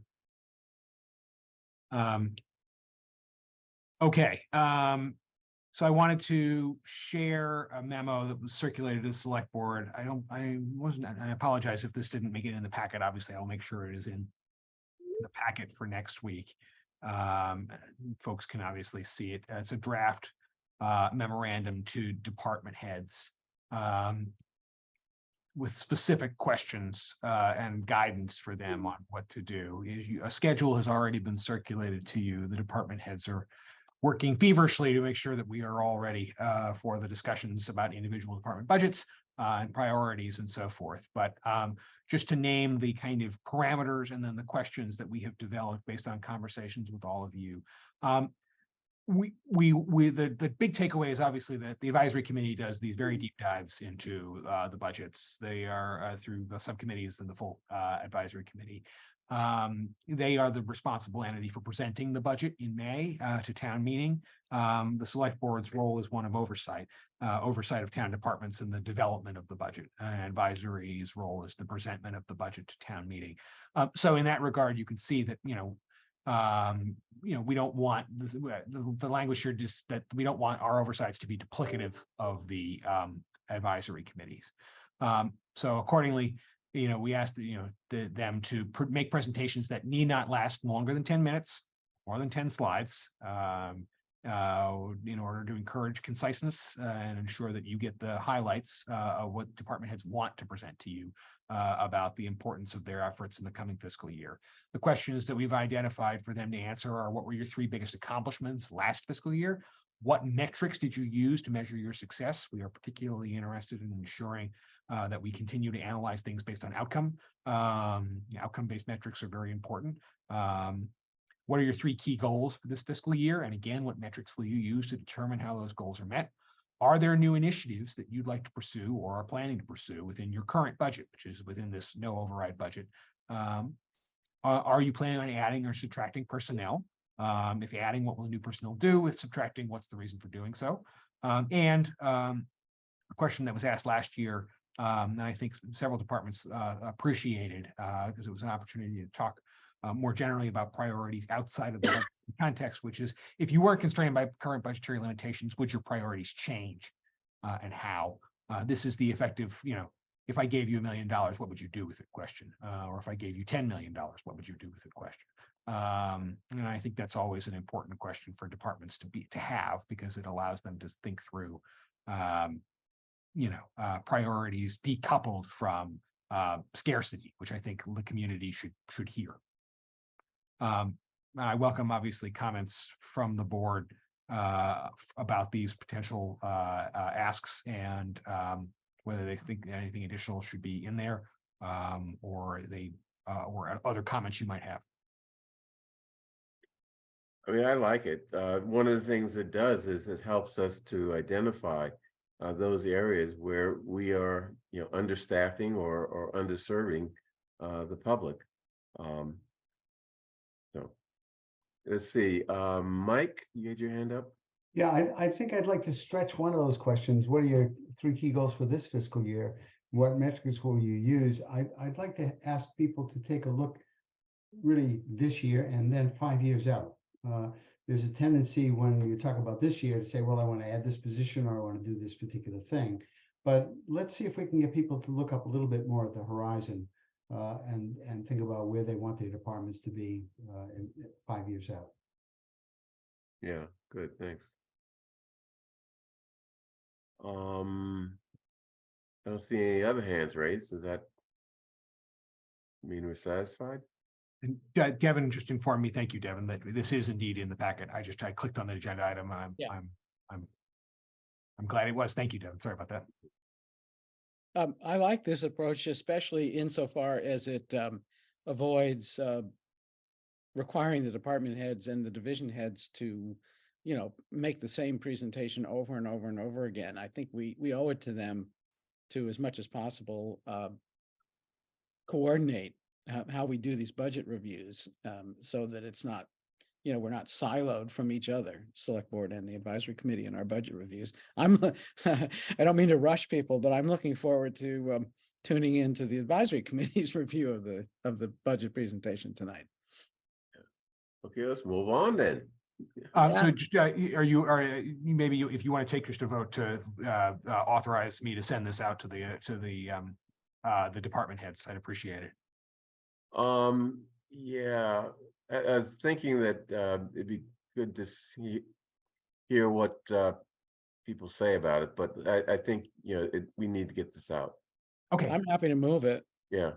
Okay, it is moved. All in favor? John, Aye. Miriam, Aye. Mike, Aye. and chair votes aye.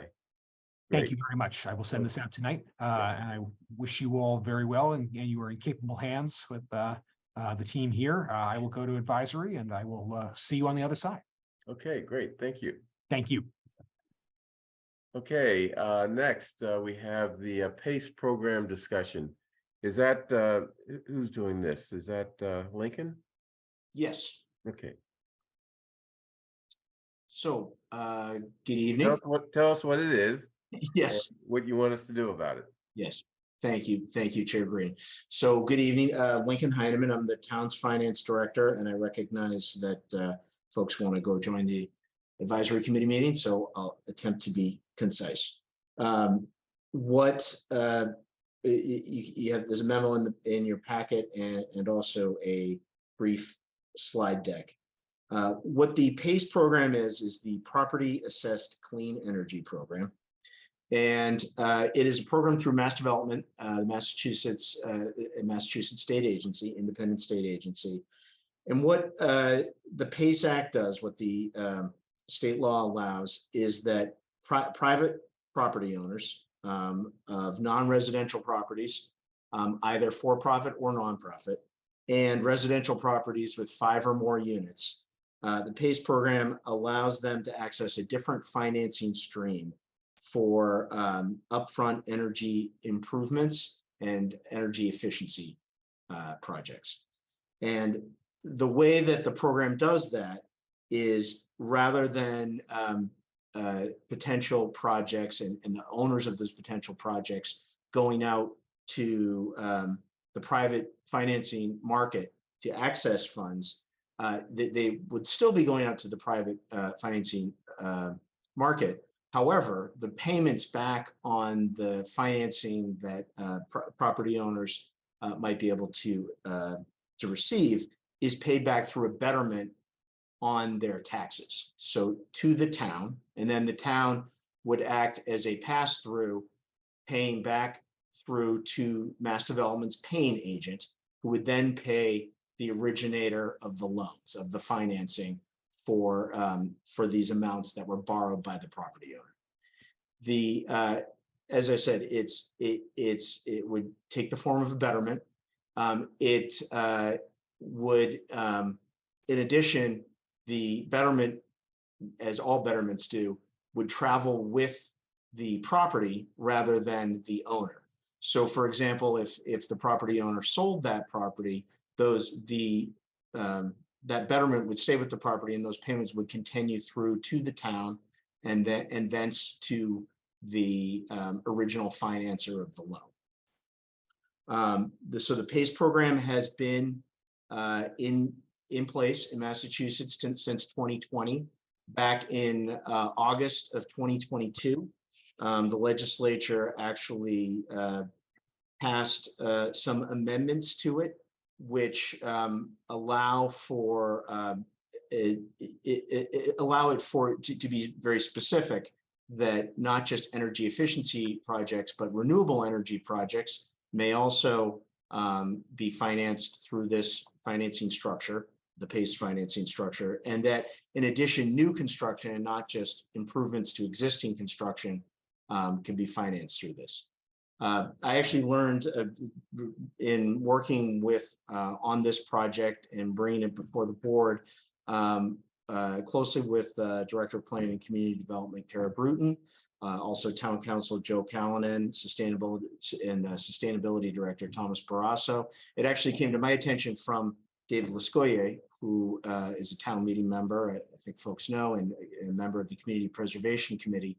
That's how I first learned about this project, this PACE program, which I'm certainly appreciative of. So it has been adopted. So we're not, a new mover in this. It has been adopted by 63 municipalities already in Massachusetts. And if the select board chose to approve this program, what myself and Joe and Kara would request is that the board allow for and give the authority to the town administrator, to Chaz, to sign whatever agreements he sees fit with Mass Development to effectuate this. So that is the high level. Obviously, happy to take any questions that board members have. Any questions? Seems straightforward to me. Miriam? I looked at the PowerPoint in the packet. Thank you very much. And I couldn't see any downsides. So I'm just wondering if I'm missing something. Is there any reason? I mean, I'm in support of this, to be clear, but just I always like to know what the downside might be, even though very clearly the upsides in this are significant. I think no, I don't think so. I think staff, myself and Kara in particular, and Thomas, it isn't, while it has been adopted by 63 municipalities in Massachusetts, it has not actually been effectuated. There have not been a huge amount of loans given. That said, the program's only been in place for 2.5 years. I did have reached out to Village Bank, which is one of our local lenders, which does this program. They have not yet issued a loan, but they're really excited about it. They'd be excited to participate in Brookline if the town adopted it. And I also reached out to Brookline Bank, which obviously all of us know. And I think if the town did adopt this, I would hope that they might take a look at it and see if they're interested in it. But no, if the agreements are in place in such a way that that it makes sense to town council and to the town administrator, I really don't see any downside. Question in the I guess it's a chat box or somewhere. How is PACE financing applied to condominiums where multiple mortgage holders are involved? Right, so this would only be for residential properties with 5 or more units. So if each of those condominium units, which would typically be the case, are individual, are individual parcels, according to the assessor's office, according to the Norfolk County Registry of Deeds, that would not be eligible for the program. John, you had your hand up. Yeah, thanks very much. I think Miriam asked a very good question. Lincoln, I hope I have not conflated this PACE program with what I see written about PACE programs in other states. Is Massachusetts kind of uniquely positioned to have anticipated and in advance the problems other states have had with the PACE program? Because the problems that have arisen in other states are pretty serious. They involve, when you incentivize people to borrow money to do very worthy improvements to their home, efficient energy related improvements, it attracts contractors into the business, some of whom are good and some of whom aren't so good. And if the homeowners don't have a a clear path towards evaluating the good ones from the bad, you can basically end up incentivizing problems for homeowners with bad contractors. And furthermore, those problems are tied to loans, which are tied to liens on their homes. So, it can lead to even worse problems if a homeowner finds themselves stuck and unable to fully pay back the loan, and now they've got a lien on their home. So those problems have arisen in other states. Is Massachusetts uniquely protected against those problems? I did go and look. I'm not sure we're uniquely protected against those. I did go and look at the Massachusetts, experience so far. I would say, certainly the individual property owner bears the ultimate responsibility to determine, is this contractor who's doing this project capable of doing it in a responsible way. I would add that certainly I would think that the private financiers, of which there are 18 now approved by Mass Development, would, I'm sure, also take an interest in vetting the work being done by the contractor and looking at who is doing that work. And I would say it does seem clear to me that Mass Development has a very rigorous vetting process for those financiers. Mass Development is not vetting an individual contractor. At the end of the day, again, that's the property owner's responsibility. So I wouldn't say that those problems, there's no chance that those problems could happen in Massachusetts. But I do think as far as the financing piece, it's clear to me that Mass Development's doing a pretty heavy vetting of those financiers who, again, would presumably in their due diligence be taking a close look at the project and the capability of a contract. But do the banks or whoever is financing really have an incentive to do that? They're getting a betterment. They're basically having their loan guaranteed through this betterment. Is that really a cost they're going to assume? I think that's a serious concern. So, if I may, Chair, one more question as a follow-up. Does this program that's being proposed to us involve putting the loan payment on the individual's tax bill, their property tax bill? That is correct. The loan payment becomes part of the tax bill, which then can, if you can't make the accumulated tax plus loan payment, all of a sudden you've got a perhaps tax lien on your property. That was my point, and they have apparently had that problem in some other states. Yeah, and it's to be clear, while it is on the tax bill, and the betterment repayments are on the tax bill, if there was ever to be a foreclosure, it would not be the town pursuing the foreclosure. So because the town is essentially acting as a pass-through for those payments to the financer. it would be the bank, but that still begs the question whether the bank, they have to go through the foreclosure process, but still they can get their money.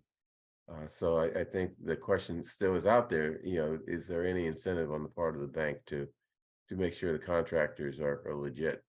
And maybe, this is a reason why we should make sure that, homeowners are well educated as to what they should do when looking for a contractor, et cetera, et cetera, et cetera. And I think that really should be our job. Do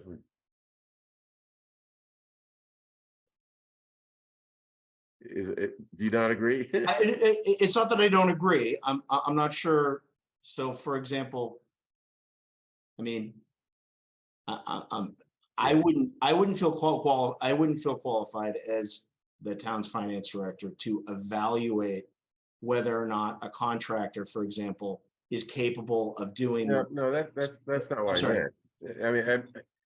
I'm not sure, really knowing exactly how this program is going to be structured. I'm not sure this is going to be easy, but all I'm saying is that, someone should tell homeowners, what are the risks that they have to themselves, account for or deal with, so they don't end up losing their home because, you know, they didn't think about certain things. So, Right. yeah, so, Well, and certainly something, I mean, certainly something we could pursue is that if a property owner seeks to have this agreement, we'd obviously have an interaction with them in order to set it up through their tax payment. I'd certainly be very happy to, you know, I think I'd want to start with mass development and see if they have any informational material that can be shared with the taxpayer, with the property owner, you know, to say, Yeah. have you gone through this checklist? That's certainly something I'm very happy to look at. Yes, definitely. yeah, there's another question in the, it looks like Q&A box. And I think, well, I'll just ask the question. Does the PACE program require evaluation by a licensed engineer as part of the approval process? I assume that's not the case. Not to my knowledge. I would say that each project, one piece I neglected to mention earlier is that each project is approved not only by mass development, but by the Department of Energy Resources, DOER. So, and they are evaluating it for the efficiency and renewable or renewable energy component of it to evaluate whether or not it's doing that efficiency or renewable aspects. So does that help? You know, I mean, help answer that question? But Well, it's not I'm my not sure. question. I'm not sure Yes. specific to that question. I do not know the answer. Yeah. Okay, any other discussion? May I ask one more question? Sure. Sorry. If you could sum up, just what are we voting to authorize tonight? Because I do hear, you know, that it involves the town insofar as the loan payment goes on an individual's property tax bill. Other than that, we're not walking into any kind of a role where we vouch for anybody or have to supervise anything. Is that correct? That is correct. Yeah, and that's not what I was suggesting. Rather, you know, maybe mass development, or maybe the town just gives them a checklist of things to think about. Mhm. Yeah. Yeah, and that's something, you know, Matt, I think it's a great point, and it's definitely something if any homeowner or, you know, property owner was seeking to do a project like this, I'd certainly seek to, you know, and I think mass development or Mass Department of Energy Resources should have some easy to read consumer material to say, you know, does this project make sense? So definitely, I'll certainly commit to seeking that information and sharing. Okay, why don't we vote? We've been on this for over 10 minutes, it looks like. So I move to authorize the town of Brookline to participate in the Massachusetts Commercial Property Assessed Clean Energy Program as described in the resolution included in the item's materials, and authorize the town administrator to sign on behalf of the select board any agreements or authorizations that he deems reasonable. Sorry. On favor, John, Aye. Miriam, Aye. Mike, Aye. and chair votes aye. Thank you, Lincoln. Thank you all. Have a nice night.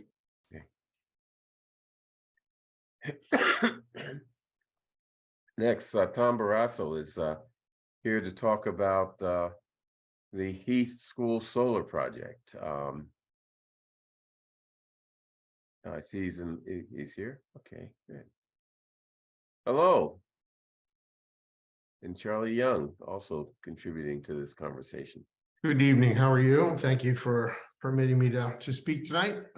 We've got an update for the Heath project, and in fact, I think solar across the board. We've been asked to look at the difference between a power purchase agreement and actual ownership of solar arrays or battery storage. And I don't think we can move forward with the project right now until we can answer that question with some fine detail. And Mr. Young is nodding his head, so I'm sure he's going to back me up on that as well. So that's going to involve some analysis in order to get some fine-tuned numbers. And so we are going to need some time to do that. So I don't see anything, again, moving forward very quickly. Or Heath is sort of ready to go with the design through Select, which is our regular power purchase agreement contractor that handles that through some state contracts with power options. They can also do a build out, which we would actually own. But again, we need to know what those apple to apple comparisons are going to be. I've made contact with some consultants who can help us with that. I'm hoping to get a couple of proposals in my hand that we can actually react to, and then be able to build out with that with Mr. Young and figure out what we need to do next in order to keep the process rolling so that we can continue building solar. Excuse me, any questions? Quick one. So, wait, let me just ask, so you're not asking us to do anything other than to be patient and wait? Be Okay, patient and wait, correct. okay. John? And a variation on Bernard's question. So what this means is that we won't be bringing to the upcoming town meeting, the annual town meeting in May, a proposal one way or the other, because we won't be ready to bring a proposal one way or the other. That's going to depend on exactly how fast we can turn this around in terms of an analysis. Maybe it is faster than we think possible. If that's the case, I'll defer to Mr. Young in terms of how quickly we can get that in there. And if You have 2 days. Yeah. Yeah. Well, yeah, I mean, we could do a special within town meeting after all.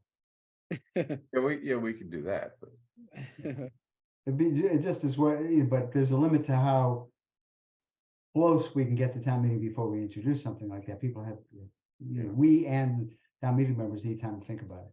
Correct. And just for some additional context, the Heath School was pretty much ready to go. We did run into some issues during COVID with supply chain, and the supply chain really wasn't related to the solar facilities or the solar equipment. It was related to building roofing materials that we couldn't get to repair the roof.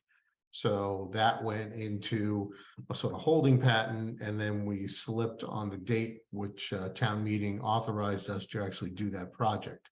So we do have to come back to town meeting and say, okay, let's authorize this again. John? I just want to be sure that people listening understand that no one on this board, as far as I know, opposes there being solar projects and solar panels on roofs of town buildings. But there's a history to this, which is that the projects we've done to date with these power purchase agreements precipitated quite a bit of discussion when they were first proposed. And it was kind of like fought to a draw as to whether we were making the right decision to go ahead with leases as opposed to owning the panels ourselves. And it is still one of those questions that people disagree on. And the trend, I would say, since we embarked on this and started doing some leasing arrangements on other buildings, the trend has been towards the advocates for owning the panels, I think kind of prevailing more often than not in this particular economic argument, which is the better deal for the town to lease or to own. And that's why we need the analysis. And I think we should take all the time we need so that we get it right. And things have changed in the marketplace. When we started out, the PPA was not the only option, but it definitely was a more financial stable option. The Inflation Reduction Act has opened the door a bit to municipalities and other nonprofits who could not take advantage of the tax credits before, that now we can. So that does change the equation a bit, and we really need to understand what that means. Good. Okay, any further discussion? We will be patient and wait for you. Thank you. Okay, that is the end of our agenda.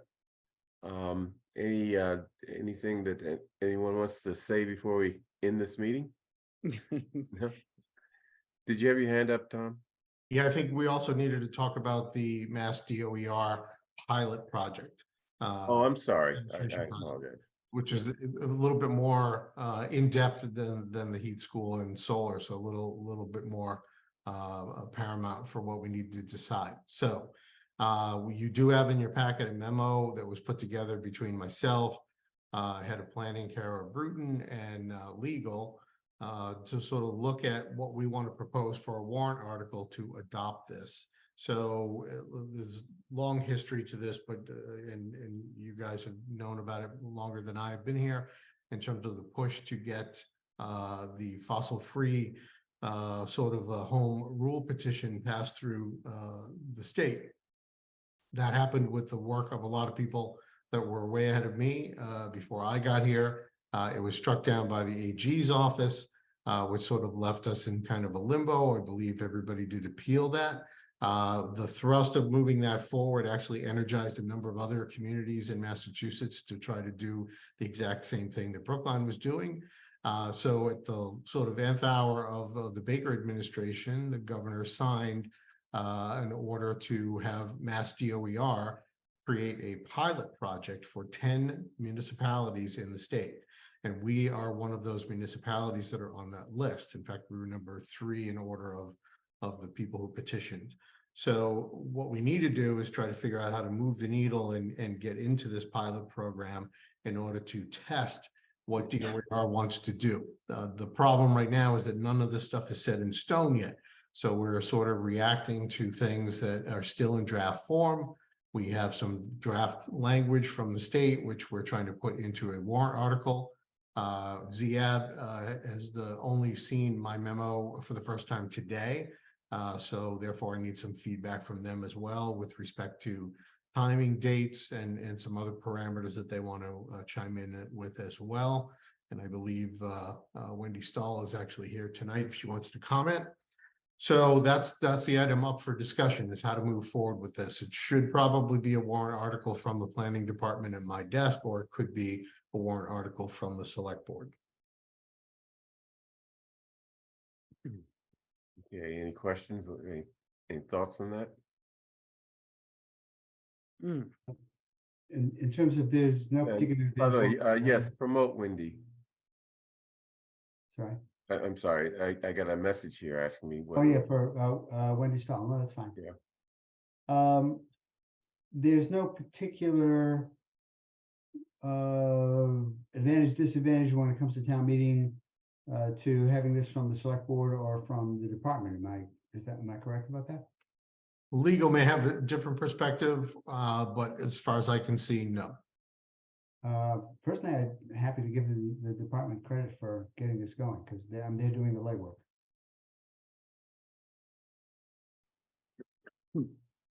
Wendy, did you have something to say?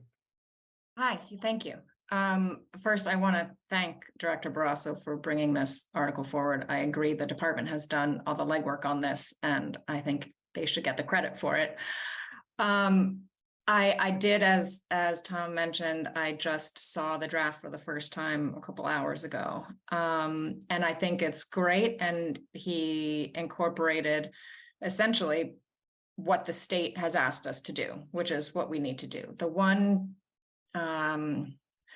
aspect of the draft that I think needs to be changed, that I would recommend changing, is the implementation date. In the draft, it's recommended that we establish the starting date for this pilot as July 1st, 2024. But I think that is much too far distant in the future, considering we originally passed our fossil fuel-free bylaw in 2019. People have known that this is coming down the pipeline for quite a few years already. So I would recommend changing the implementation date to, at the earliest, when we adopt the specialized code, which would be July 1st, 2023, and at the latest, January 1st, 2024, which would be a 6-month lead time. Essentially, what this pilot program does is it narrows the specialized building code that we adopted in January, and it just, the specialized code has 3 building pathways you can choose from. Only one of those is fossil fuel free. So what this pilot program does is it eliminates the 2 pathways that aren't fossil fuel free, and it simplifies the code. So it might actually be simpler for our building department to just do one training for like whatever version we'll end up using in the end, instead of a certain training for the establishment of a specialized code and then a year later, a new training for entering into the pilot program. But either way, whether the earliest date would be July 1st or the latest date, January 21st, I don't think we can wait. I mean, January 1st, 2024, I don't think we can wait until July 2024. It just doesn't make sense as the town that initiated this process in the whole state to delay entry. Thank you. Okay. Tom, do you have a response to that? Sure. One thing I'll add is that we've been working really closely with the building department and their department head to make sure that we're in lockstep with what they need to do, because they're the tip of the spear for sort of enforcing this. So in reality, we need to sort of make sure that we're getting their feedback. So Dan Bennett could not be here tonight, but he did send me an email that said there's concerns that he has with some of the code changes and the updates for this year. And he was pretty confident that the effective date of July 1, 2024 is something that they can meet in the building department. So again, this is still sort of a work in progress. I think we need to take that back up under consideration in the short time that we have to make sure that we can do this, or look at modifications after we get all the input from DOER. Because once again, we're looking at everything that we've got in the warrant article is draft. So there may be changes that we need to adopt even further down the line, which may be in the next town meeting. But I'd like to get something on the books, because again, as Wendy pointed out, we sort of want to be the first people in the pool on this one, since we were so proactive in trying to get this through, realizing that it was struck down by the AG's office. And so this is now a path forward, maybe slightly different from the path forward that we may have initialized in our own home rule petition, but it's still a path forward to sort of get us moving. And regulatory enhancements is definitely something we're going to need to embrace and embrace quickly in order to make sure that we hit our goals of net zero, or fossil free and zero emissions by 2040. Okay, Mike. Yeah, Tom, what's the sort of timing that it's one thing to say, well, we'll implement it by X date, but if DOER hasn't made up its mind by then, that's problematic. So any sense at all, or Wendy, any sense at all of how fast the department is likely to act? They've implied that by the end of March, they'll have their final regulations. Okay, that's final regulations. The question is, how will they act on our app? Because we have to apply. Is that correct? You mean how quickly will they process the applications? Yeah.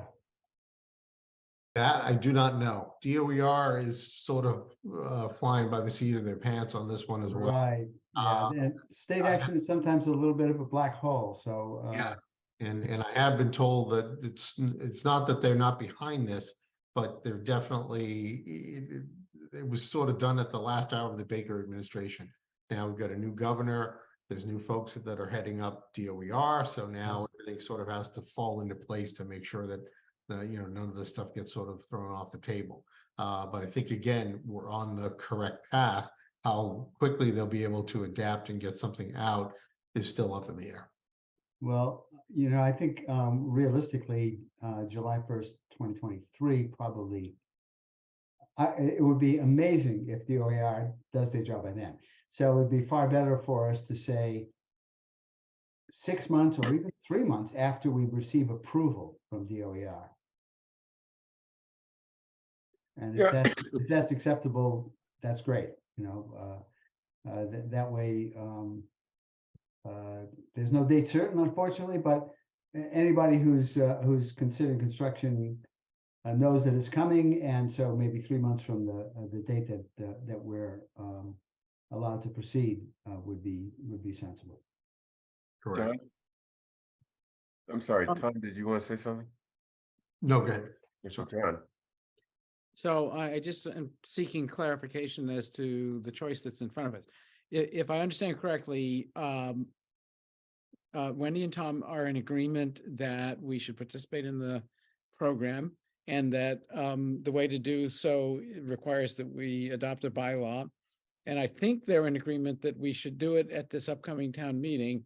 And that's why they're here, so that we will approve putting that in the warrant for the upcoming town meeting. Then aside from that, there's a slight disagreement between the two of them over a date that is in the bylaw. But you're in agreement that you would really like the select board to approve this on the warrant for this upcoming, okay. I Yes. mean, you've got my vote. I guess that's the simplest way to put it. Any other discussion? And Tom, Tom is our agent here. He's supposed to tell us what makes sense. And we're all in agreement that that's going to come from the planning department and not from the select board. So that was the other question. Oh, too. yeah. The select board would never be able to do what the planning department did through you. Thank you very much for what you've done. Okay. Do we need a vote on this? I think we do. I think so, yeah, we're gonna, if we're putting a warrant, well. You uh, don't.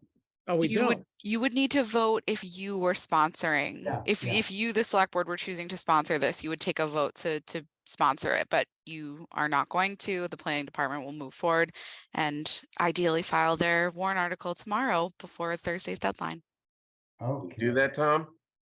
We will try our best. Okay, so if you have any holes in it, leave yourself, make it broad so that if you need to amend it down to something that's narrower, the moderator will allow it. If you need to expand the warrant article, moderator doesn't like that. You following what I'm saying? Yes, I do. Okay, all right, good. If you have any question, I'll talk to town council, make sure that that you make it as broad as you need to make it. Always talk to town council. Oh, well, not always, but in this case. Okay, so the select board has said, put it on the planning department's warrant list. Yeah. And go for it. Great. Thank you all. Great, good Anything work. else? Thank you, Tom. I would say the last thing that the select board needs to consider is the secondary item under this was just kind of the last call for any select board sponsored warrant articles. By this, you had this discussion last week. By this Yeah. point, most of you have a good sense of what's probably coming down the pike. And if there's anything, that the board would like to sponsor, we would need to be aware of that tonight so that we could file on your behalf in the next day and a half. Yeah. Does anyone have warrant articles they want to select board to sponsor? Miriam. I actually have a question, which is I don't know the details, so I apologize, but there's potentially a warrant article on Latinx, Hispanic Heritage Month. And my question is, does it need to be a warrant article? Is that something we could just do as select board? Oh, That's Yeah. a great question, Miriam. You took care of this at the last town meeting when a warrant article was coming forward about Asian American Pacific Islander Heritage Month. And the select board preemptively went ahead and committed to putting out a proclamation and making that day official in the town of Brookline, just like you've done tonight with Women's History Month and last month with Black History Month. So that's absolutely something that you could do to preempt that warrant article. So I'm going to reach out to the person and let them know we can take that up as a select board. right. What Anytime you can afford- what is it that they are trying to accomplish other than just recognizing this year's Yeah, I think just, I mean, I have to find out. That's why I said I'm not 100% sure on all of the details.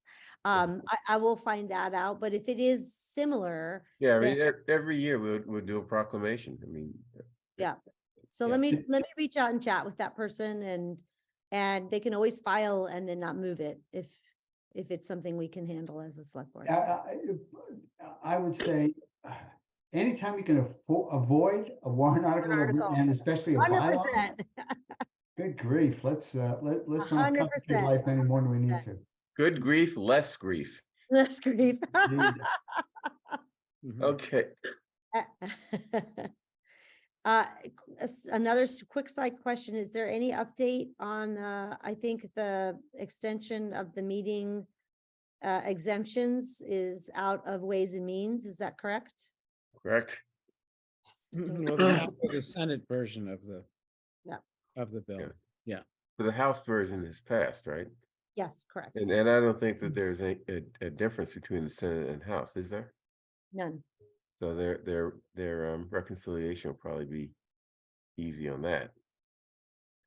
So, well, keep your fingers crossed. In case I Well, get it depends on whether coronavirus. depends on whether or not you really like remote town meetings. Okay. Yeah. Mike, we've discussed this. I know. I'll be quiet now. Thank you. Okay, that's the end of the meeting. Let's end it. All Listen, right. I won't see you all next week. Wish me safe travels and I'll see Okay. you Send us Yes. a postcard. after. Do they do that anymore? That's a good question. I'm not sure. They make those. I'll bring you one, Bernard. That fine one. That shows my age. Oh, So- take care.